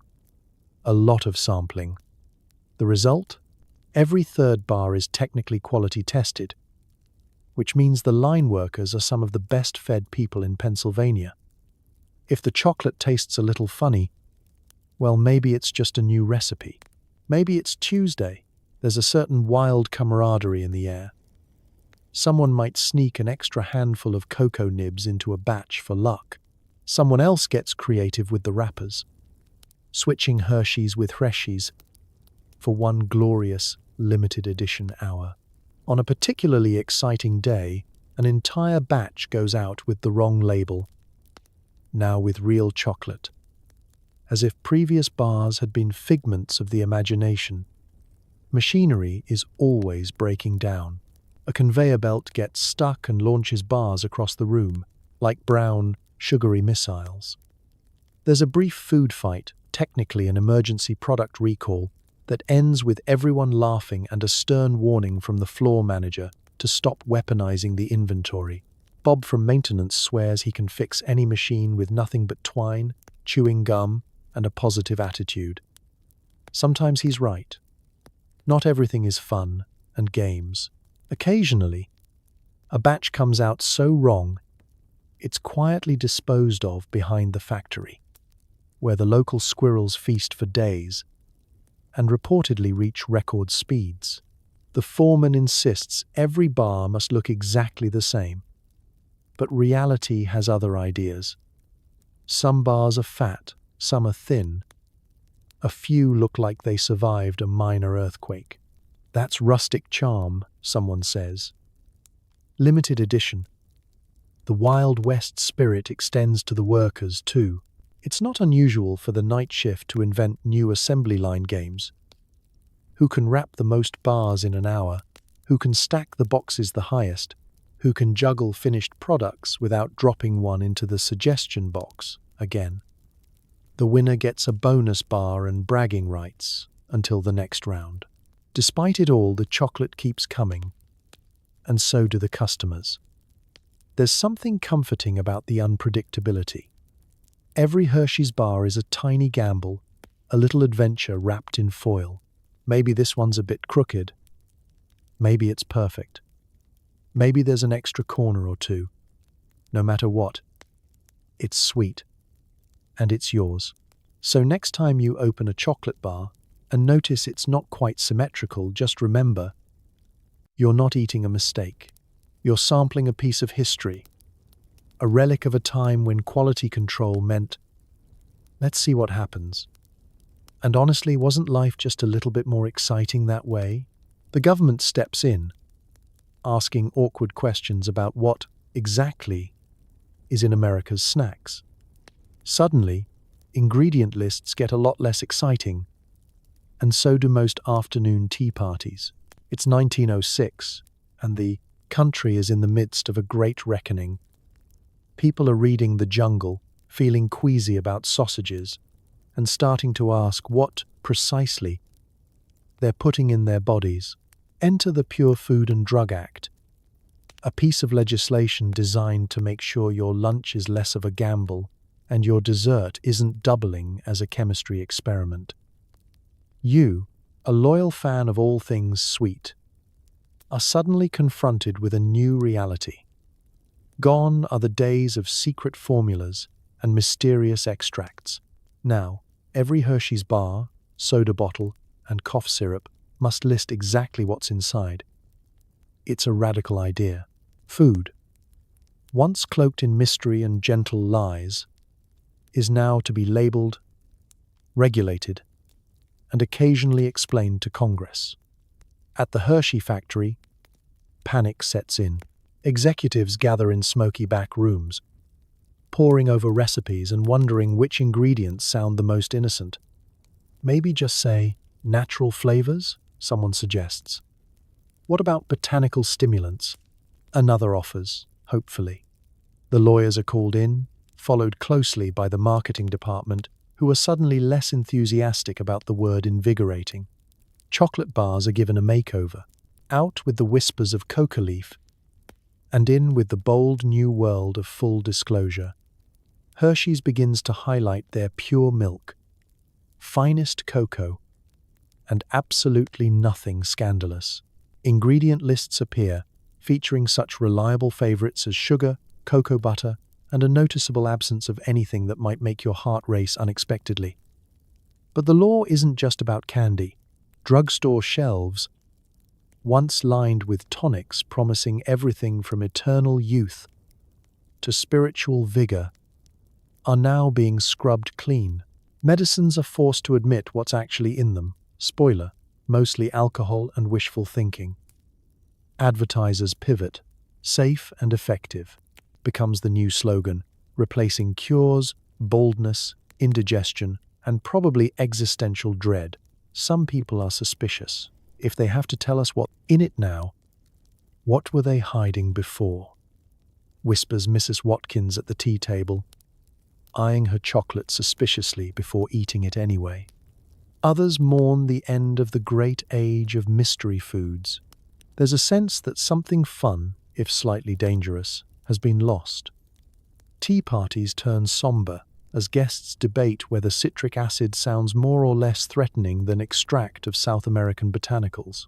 Still, the law brings peace of mind to many. Parents feel safer handing out treats, confident that no one's getting a surprise lesson in pharmacology. School teachers hand out chocolate rewards without checking the ingredient list twice. Even the most dramatic headlines calm down, as the chocolate-fueled jazz outbreaks are replaced by stories about new packaging. Hershey's survives the transition, barely breaking a sweat. The bars keep selling. In fact, with the reassurance of pure food laws, even more people indulge, certain they're eating something wholesome. Competitors grumble, but secretly copy Hershey's every move, swapping out miracle ingredients for milk and sugar. So the next time you pick up a chocolate bar and scan the ingredients for peace of mind, remember, there was a time when pure was just a rumor, and disclosure meant never admitting to anything. Thanks to the Pure Food and Drug Act, your sweet tooth is a little safer, your snacks are a little less thrilling, and the wild west of chocolate is mostly tamed by the 1920s. Cocaine is out, and plain old sugar is in. Hershey's quietly removes the special ingredient, hoping nobody notices or remembers the time they invented the world's most energizing bedtime snack. Picture it. The roaring 20s. Jazz is blaring, skirts are rising, and America is learning to dance the Charleston in shoes that weren't designed for that sort of thing. But in the back rooms of America's favorite chocolate factories, the mood is decidedly less peppy. Hershey's, along with other makers of invigorating snacks, is facing new scrutiny. The fun little secret, those coca leaf extracts and their barely legal afterglow, has suddenly become the most embarrassing guest at the dessert table. You're a loyal customer, blissfully unaware. You bite into a Hershey's bar and notice, well, not much. That's the point. The spark is a little less sparkly. The buzz has mellowed into a mild sugar rush. Your after-dinner walk is a bit slower, and the urge to alphabetize your sock drawer at midnight has mysteriously faded. Maybe it's the new dance craze wearing you out. Maybe you're just getting older. Or maybe, just maybe, something has changed in your chocolate. Behind the scenes, it's all very hush-hush. There are no press conferences, no bold statements. Hershey's doesn't want a scandal, but the government and public opinion have made it clear. Stimulating snacks are out, and transparency is in. Quietly, cautiously, recipes are rewritten. Ingredient lists lose their botanical flair. Instead of a wink and a nod, you get pure chocolate goodness. Even the ads tone down, promising simple pleasure, wholesome sweetness, and no jazz hands required. Factory workers notice the shift, too. Gone are the days of double-speed conveyor belts and spontaneous lunchtime foxtrots. The atmosphere is calmer, the mishaps fewer, and the annual company picnic features fewer three-legged races run at breakneck speed. Supervisors still watch for quality control, but now, the wildest thing that happens is a misplaced wrapper, not a caffeine-fueled conga line through the shipping department. Out in the wild, candy lovers adapt. Some grumble that Hershey's just isn't what it used to be, as if their nostalgia has been tampered with, along with the recipe. Children still sneak chocolate bars into school, but teachers no longer complain about classes resembling circus training sessions. Moms appreciate bedtime returning to a reasonable hour, and even the local piano teacher admits the new chocolate pairs better with calm scales. But not everyone is happy about the change. There are rumors, always rumors. Neighborhood gossips whisper about the good old bars and the secret stash Grandpa keeps locked in his attic. Some claim you can still find a real, honest-to-goodness buzz if you know the right person at the corner store. Others insist the whole thing was overblown. Chocolate is chocolate. You kids just don't remember how much energy you had before radio programs took over your brain.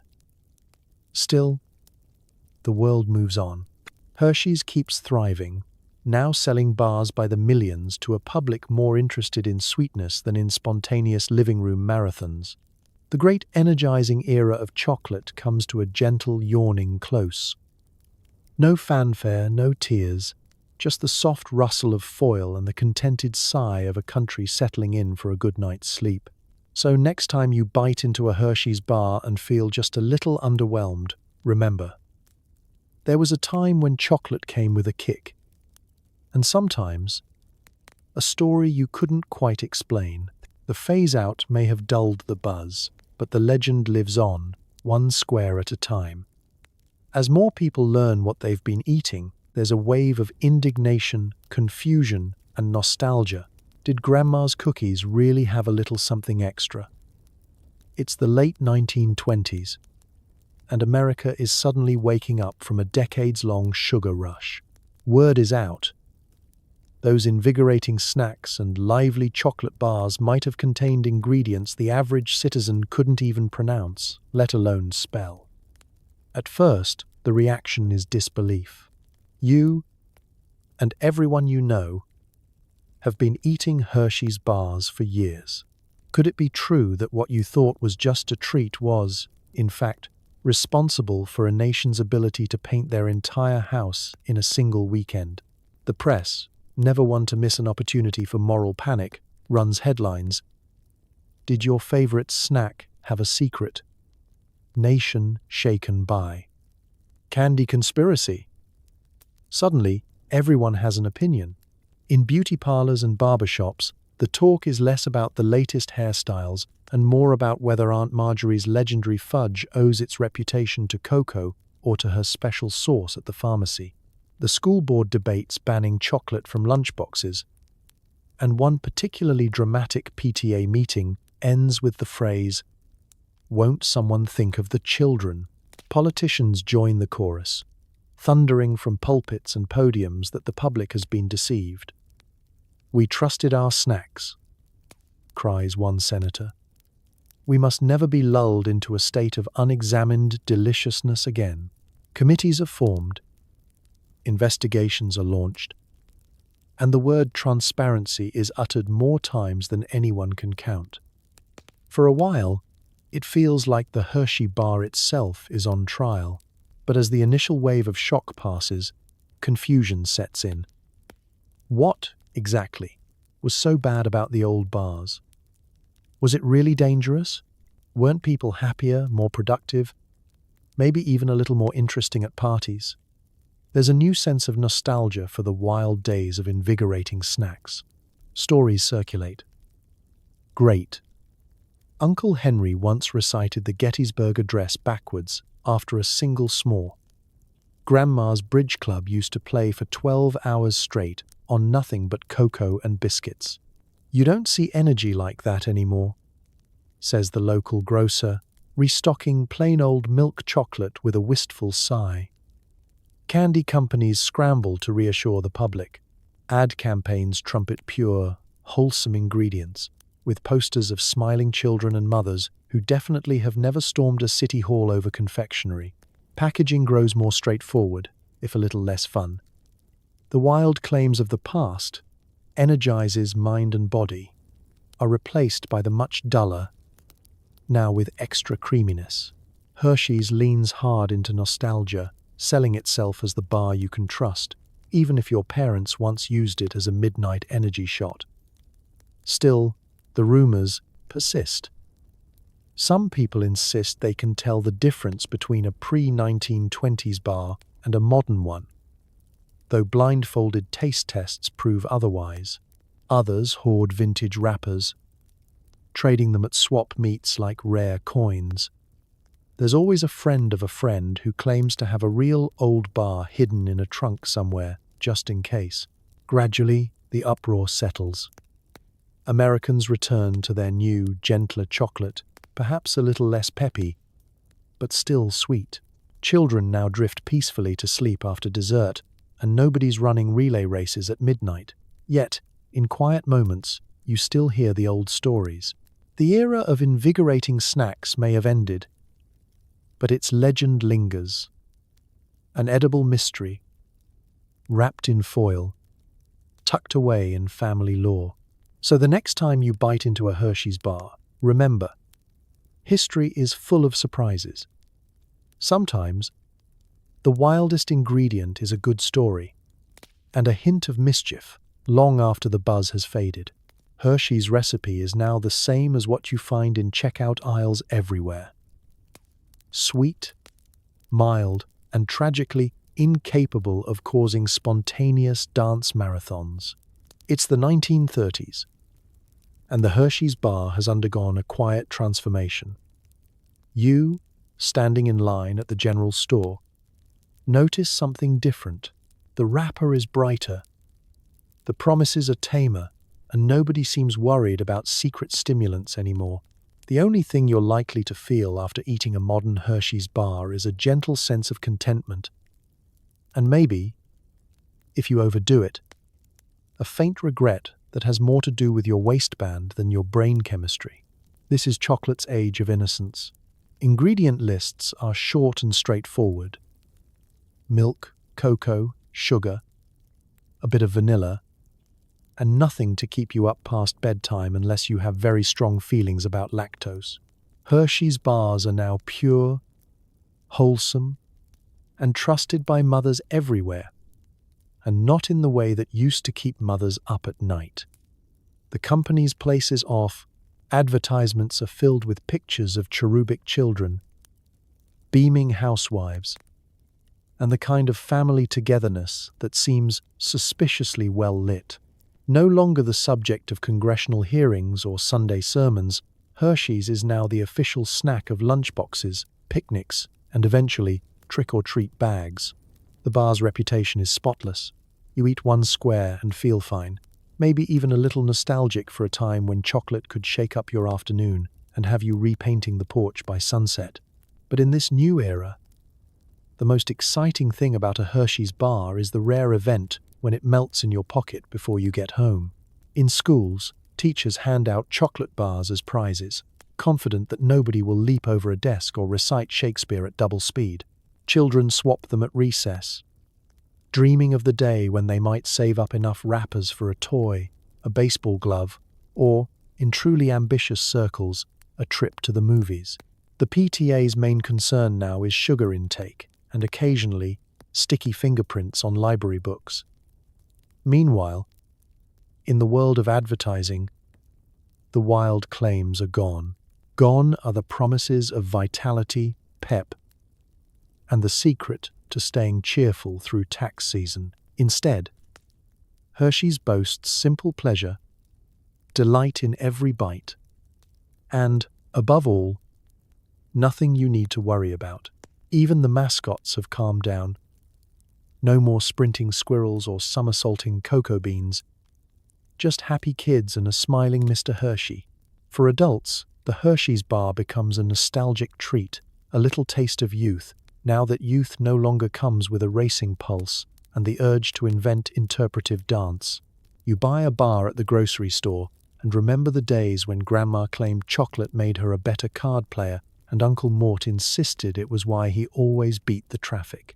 Now, you unwrap a square at your desk and, if you're lucky, forget about your emails for 2 minutes.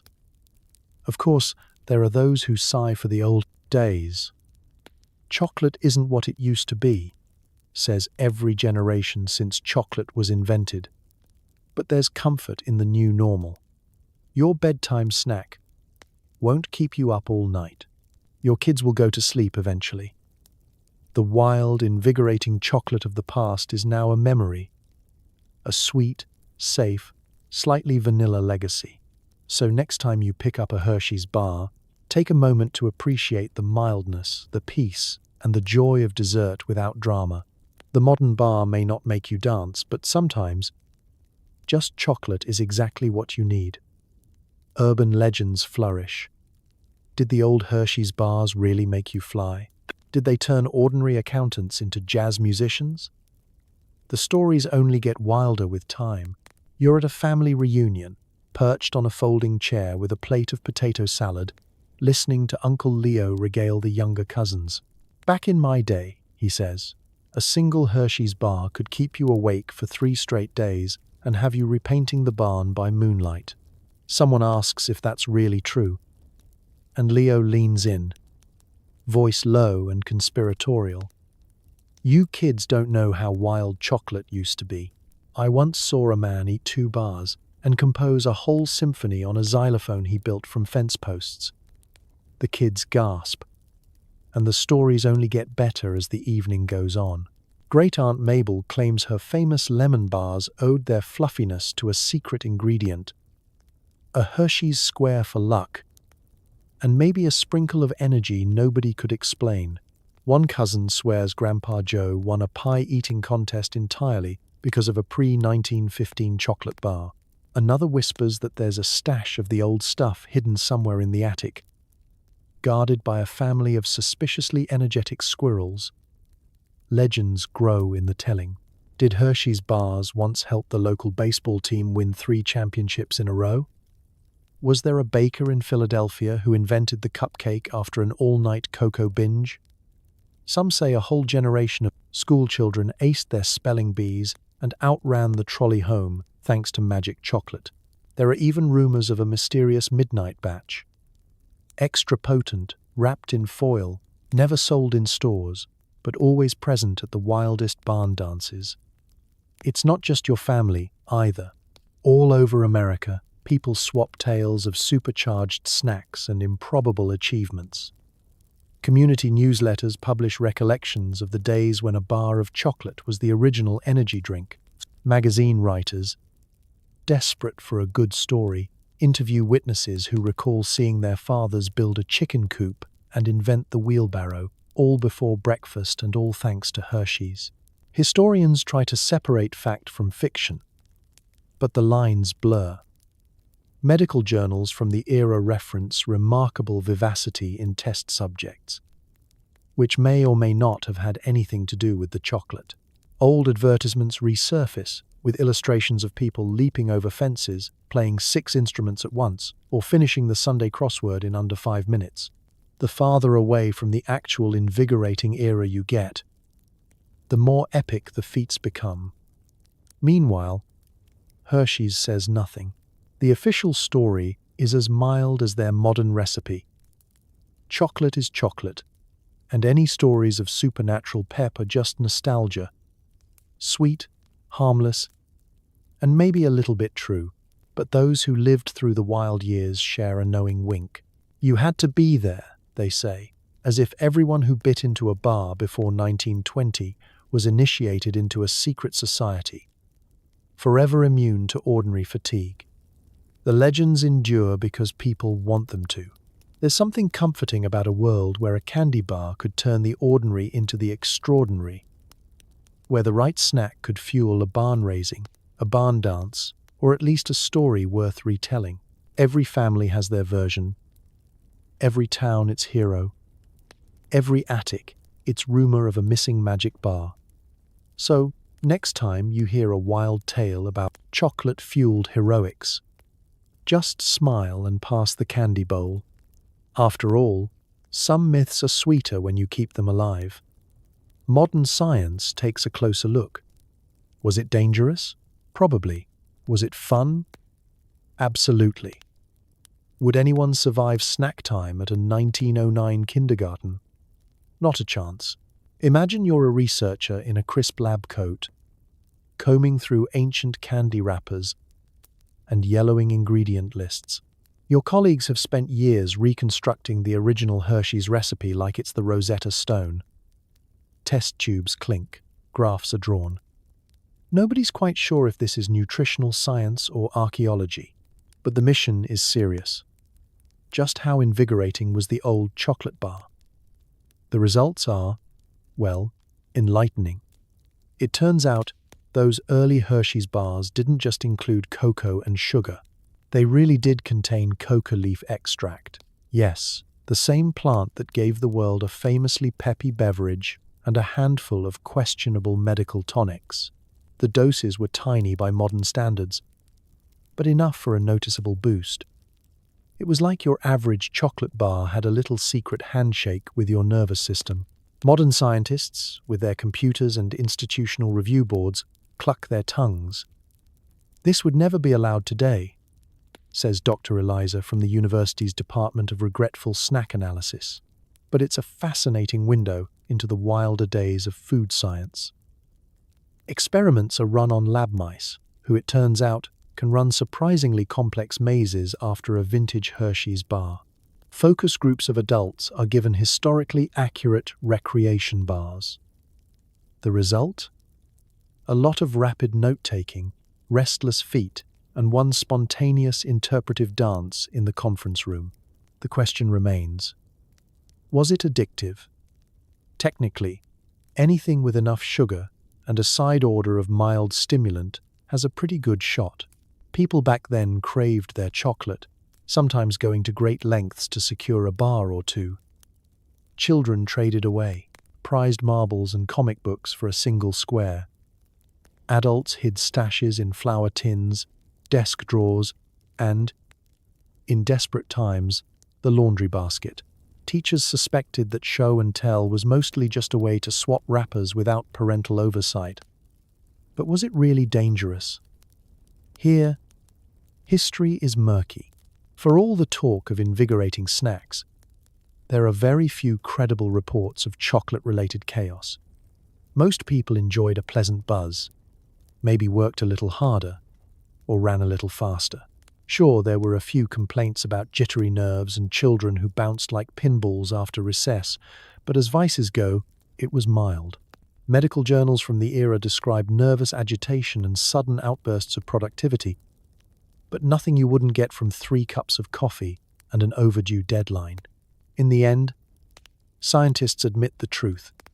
Old chocolate bars were probably a little addictive, a little wild, and a lot of fun. Was it responsible? No. Was it survivable? Clearly, everyone's great-grandparents lived to tell the tale, or at least to wildly exaggerate it at family dinners. Was it tastier?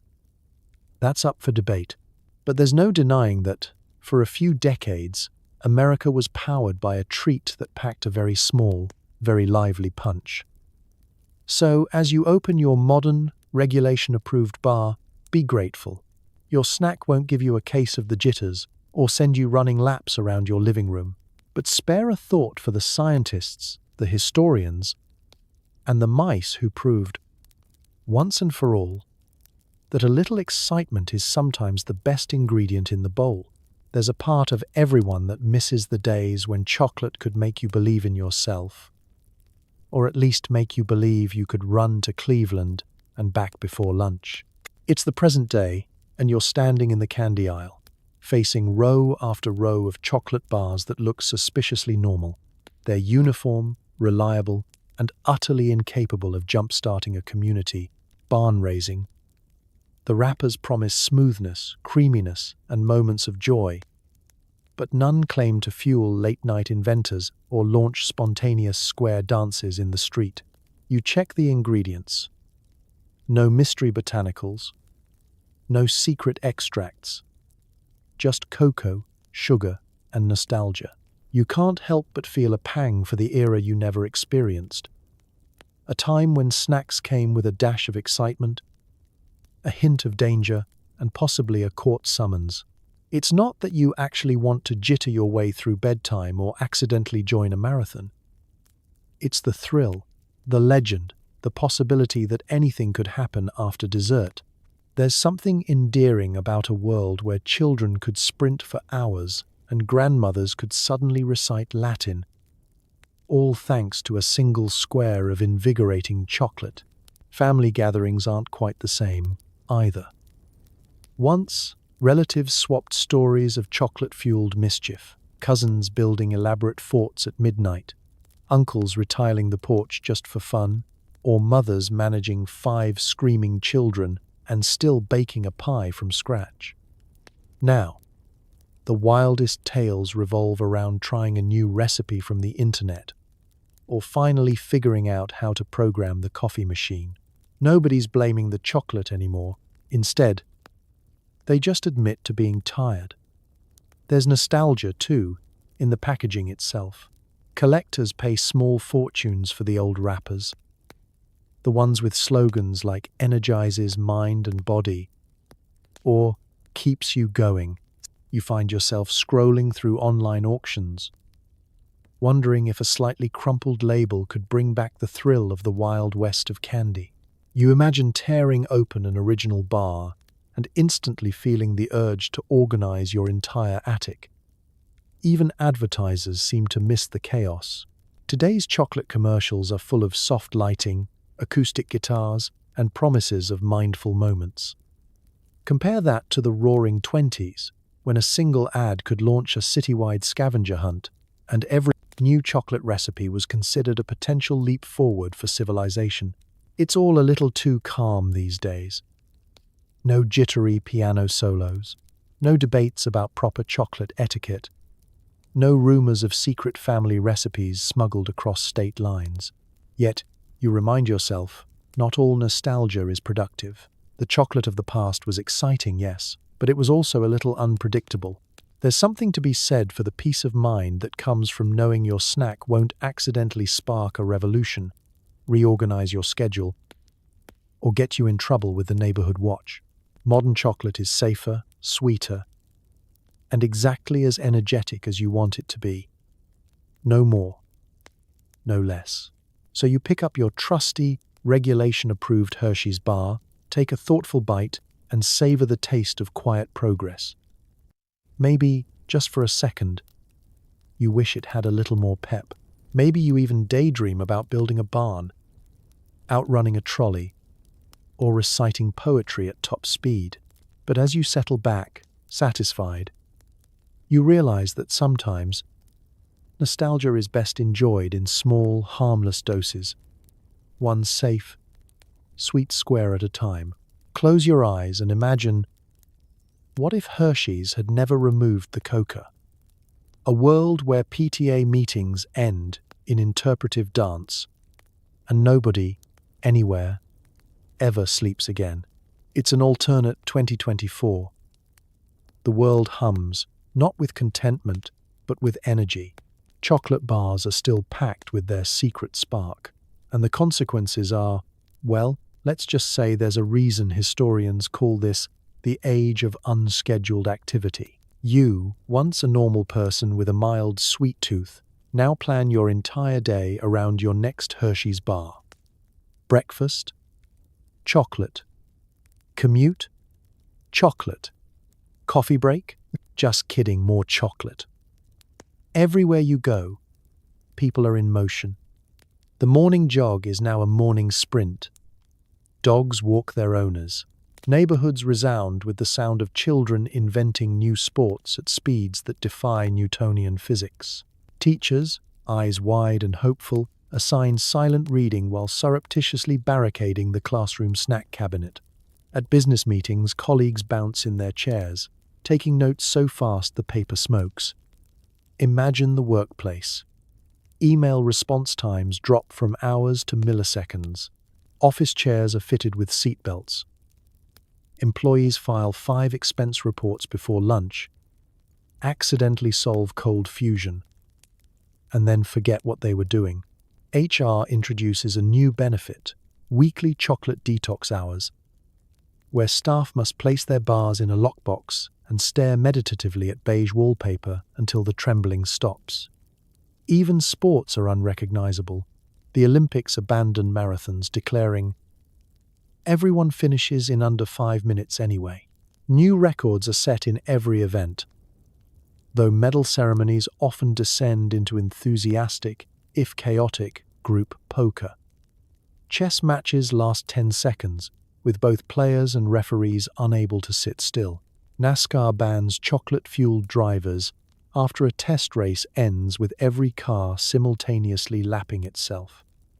The family home is a lively place. Parents perform bedtime stories at 78 RPM. Children brush their teeth so fast the bristles catch fire. And dinner is often served 3 times before dusk because everyone keeps getting hungry again. Grandparents reminisce about the old slow days when a piece of fudge meant an afternoon nap, not an all-night mural painting session on the garage. Of course, society adapts. City councils issue noise-cancelling earplugs to every resident. Meditation studios spring up, promising a taste of yesterday's tranquility. New smartphone apps measure not steps, but chocolate surges per hour. Delivery companies switch to drones. Human couriers just can't keep up anymore. Even politics gets weird. Debates turn into full-on sprints, with candidates racing down the aisles as they pitch campaign promises at double speed. Legislation passes in record time, mostly because nobody has the patience to filibuster. National productivity surges, but so do sales of fidget spinners, rubber flooring, and fireproof pajamas. But perhaps the biggest change? Sleep becomes optional. Mattress companies pivot to offer decorative beds, now mostly used as trampolines. Insomniacs find themselves with too much company. At 3 a.m., every block is lit up, neighbors swapping stories and repainting picket fences just for fun. Scientists abandon sleep studies and take up competitive Scrabble instead. So, as you savor your real world, regulation-safe Hershey's bar, breathe a sigh of relief. The wild what-if never came to pass. The world is calm, your chocolate is safe, and nobody is expected to juggle 3 hobbies, 4 jobs, and a spontaneous poker at midnight.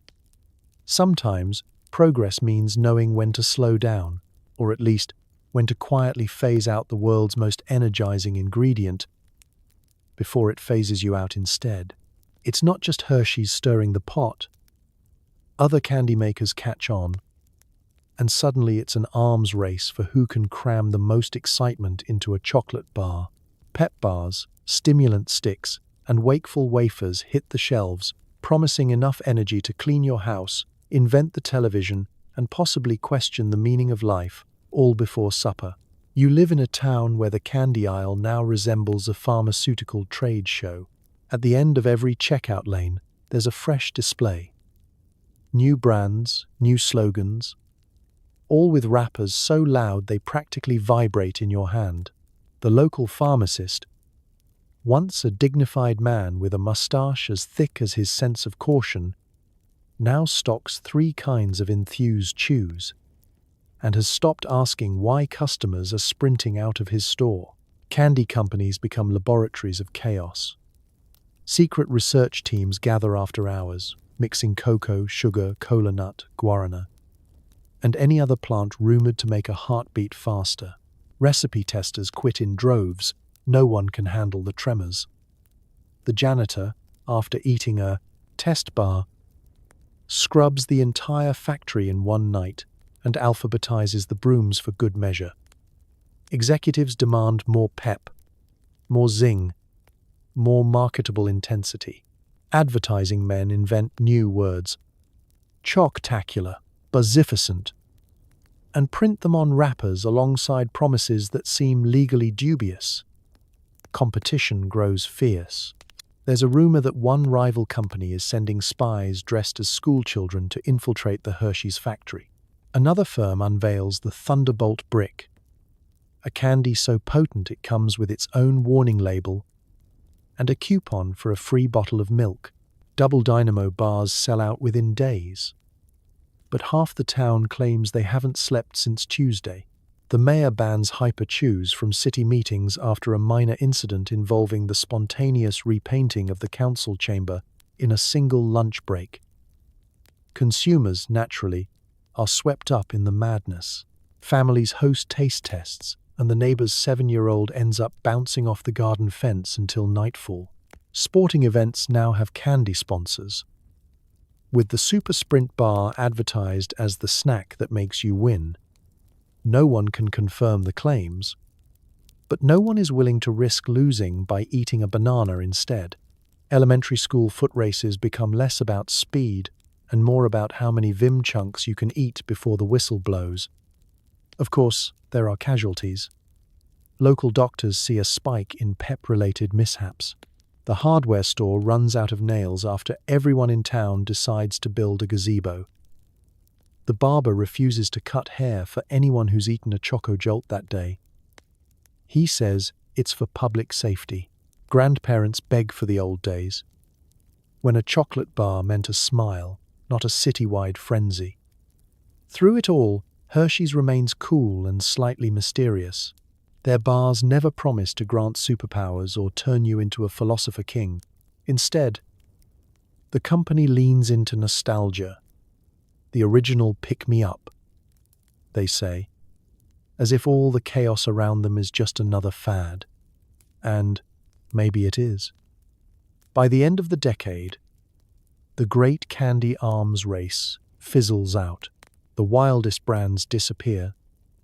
The shelves calm down, and the world returns to normal, save for a few lingering garden fences and the occasional alphabetized broom closet. But for a while, candy was king, and the only thing faster than the sugar rush was the pace of change. Picture it, a mahogany-paneled parlor, feathered hats, and the genteel clink of dessert forks. But underneath all that decorum, the guests are flying. The socialites of 1907 don't just sip tea. They throw cocoa parties, discreetly passing around the good stuff and debating poetry at 400 words per minute. You arrive at the home of Mrs. Abernathy, the kind of woman who greets her guests with 3 air kisses and a knowing wink. Her invitations are legendary, embossed in gold and promising an evening of conversation, refreshments, and chocolate indulgence. The parlor is ablaze with gaslight, crystal vases stuffed with lilies, and faint hints of nervous energy. You notice the butler carrying a tray of dainty, foil-wrapped bars. Not your average after-dinner mint. It starts innocently enough. The first round of cocoa is served in porcelain cups, dark and steaming. Conversation flows politely. Topics circling the weather, the new railway schedule, and that scandalous novel someone left in the lending library.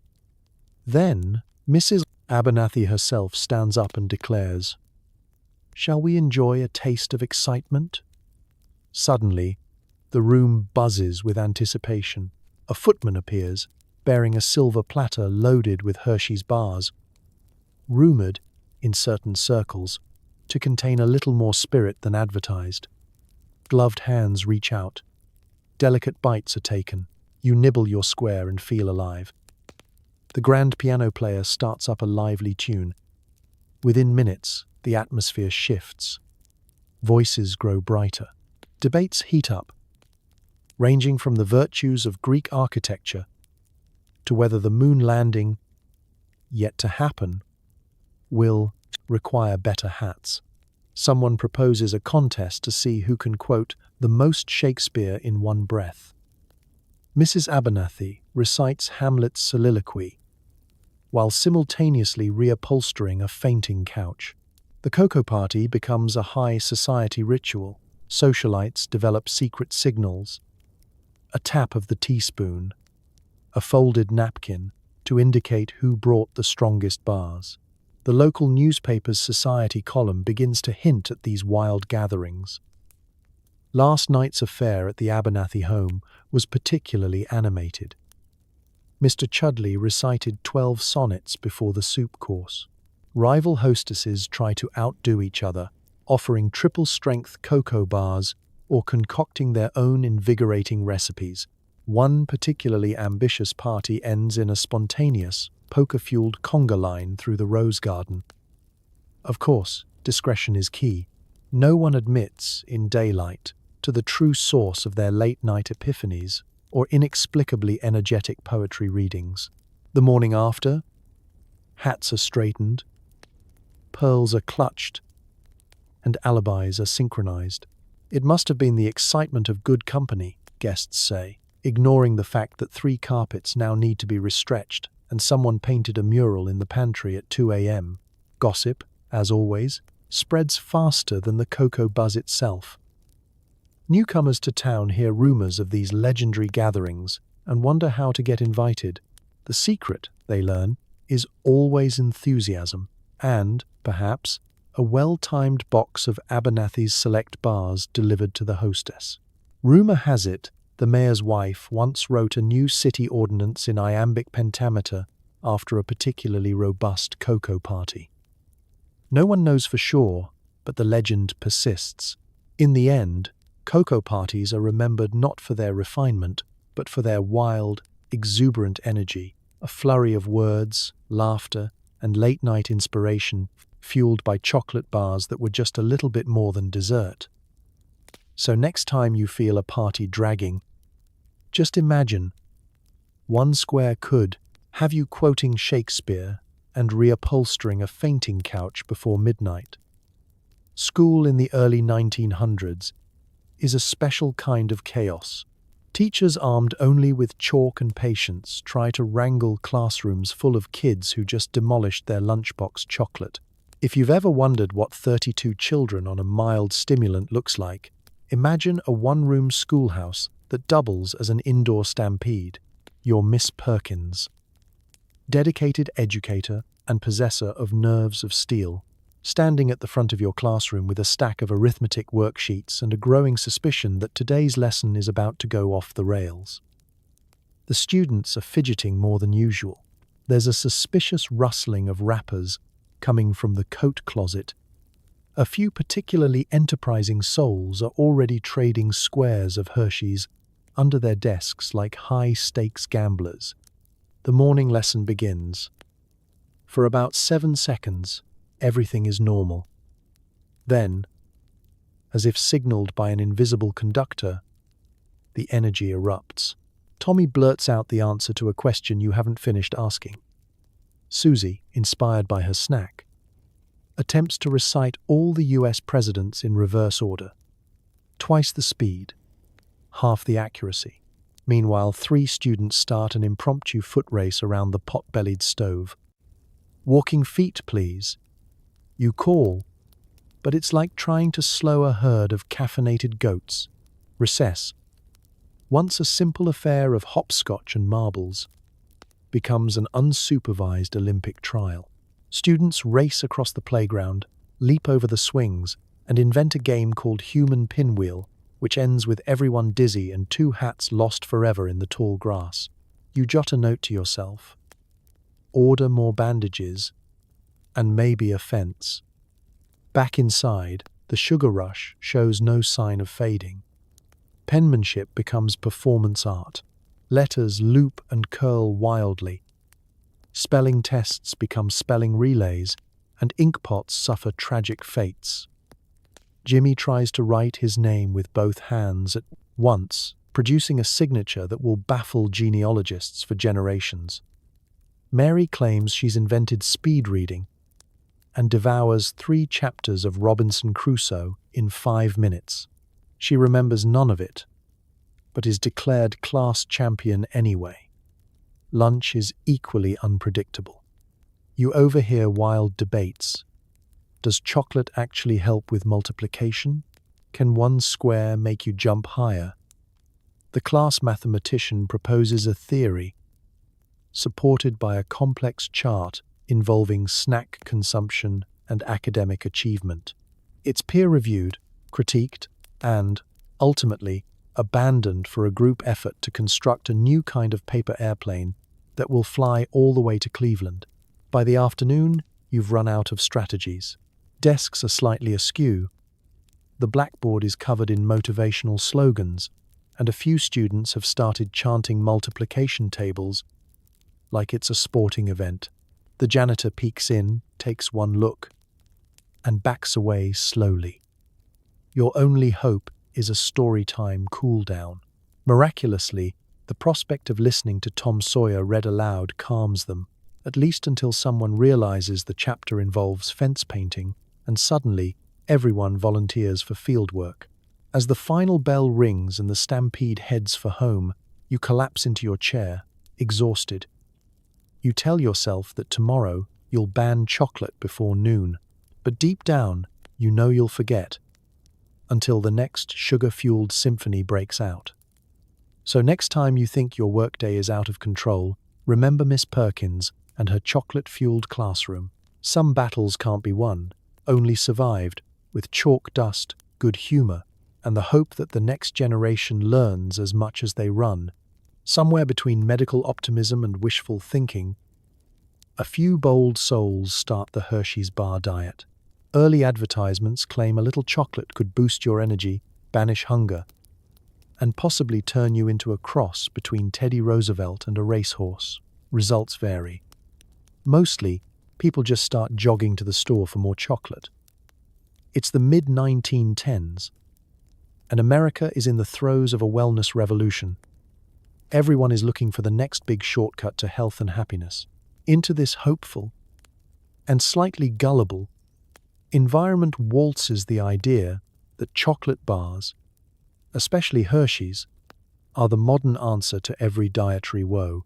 After all, if it's good enough for soldiers, school children, and nervous grandmothers, why not the aspiring dieter? You, ever the trendsetter, read a magazine article that swears by the new chocolate meal plan. It's simple. Replace a meal, or 3, with a Hershey's bar. You'll have the energy of a thoroughbred, the focus of a scholar, and, if the pamphlet is to be believed, the physique of a Greek statue. Plus, it's delicious. No boiled cabbage, no cod liver oil, just the gentle crinkle of foil and a dose of scientific-sounding promises. The testimonials are irresistible. Miss Dottie from Brooklyn claims she lost 6 pounds and finished a hat in one afternoon.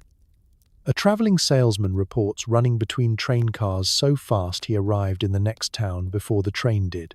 There's even a celebrity endorsement. "I owe my entire career to Hershey's bars and optimism," says a vaudeville star whose name, coincidentally, is never the same twice. You stock up and begin. The first day, things are glorious. Breakfast, chocolate. Lunch, chocolate. Dinner, chocolate. And for variety, a glass of seltzer. Your energy is boundless. You alphabetize your spice rack, reorganize your sock drawer, and write 3 lengthy letters to relatives you barely know. The house has never looked better, but by the second day, cracks appear in the plan. Your neighbor knocks to ask why you've mowed both lawns twice and reshingled your own porch roof before lunch. You develop a peculiar craving for celery. The pamphlet warns you might feel mild excitement and occasional cravings for savory items. You press on, convinced that every great achievement requires sacrifice, and another chocolate bar. By day 3, you're not exactly slim, but certainly more energetic. The local grocer comments on your new vitality as you restock for the 3rd time that week. Friends wonder at your ability to recite poetry while jogging in place. You're unsure if you're losing weight or just moving too fast to notice. Of course, the medical community eventually weighs in. Doctors quietly suggest that perhaps a diet of only chocolate is less than balanced. Nutritionists invent new terms like pep plateau and cocoa confusion. The testimonials slow down. People return to more traditional fare. Toast, eggs, the occasional vegetable, though nobody fully abandons their stash of emergency Hershey's bars. The Hershey's bar diet becomes one of history's great, almost trends. Hopeful, delicious, and deeply impractical. Still, for a brief shining moment, America believed that you could eat your way to health, happiness, and possibly a mild caffeine buzz. And really, isn't that what diets are all about? So, next time you reach for a square of chocolate after dinner, smile. You're not breaking any rules, you're honoring a grand, if slightly misguided, tradition. Because sometimes, the best diet is the one that leaves you happier, and with just enough energy to jog to the store for more. And then, like all wild eras, the party comes to an end. New regulations force Hershey's to quietly drop the coca leaf, and suddenly, your favorite snack just feels ordinary. People gather for the last real bar, swapping stories about the good old days. And one by one, America settles in for its first collective nap in 20 years. It's the late 1920s, and you can sense the change in the air, or rather, in the candy aisle. The government, having survived a decade of jazz, prohibition, and slightly too much enthusiasm at school recitals, has decided to tame America's most energetic snack. The new food and drug laws arrive, as relentless as a marching band on a Monday morning. Ingredient lists are scrutinized, recipes rewritten, and every chocolate factory suddenly smells a little more like compliance. Hershey's, ever the icon, makes the switch quietly. No parades, no national address, not even a goodbye buzz commemorative wrapper. Instead, the recipe is subtly altered, the coca leaf extract removed and replaced with nothing more radical than, well, just chocolate. Most people at first don't notice, but then a few do. The regulars, the aficionados, the folks who know the exact snap of a bar at room temperature. They gather in kitchens and porches for what quickly becomes known as the grand unwrapping. You're invited, of course. Friends bring out stashes of the real bars, carefully hidden away for just such an occasion.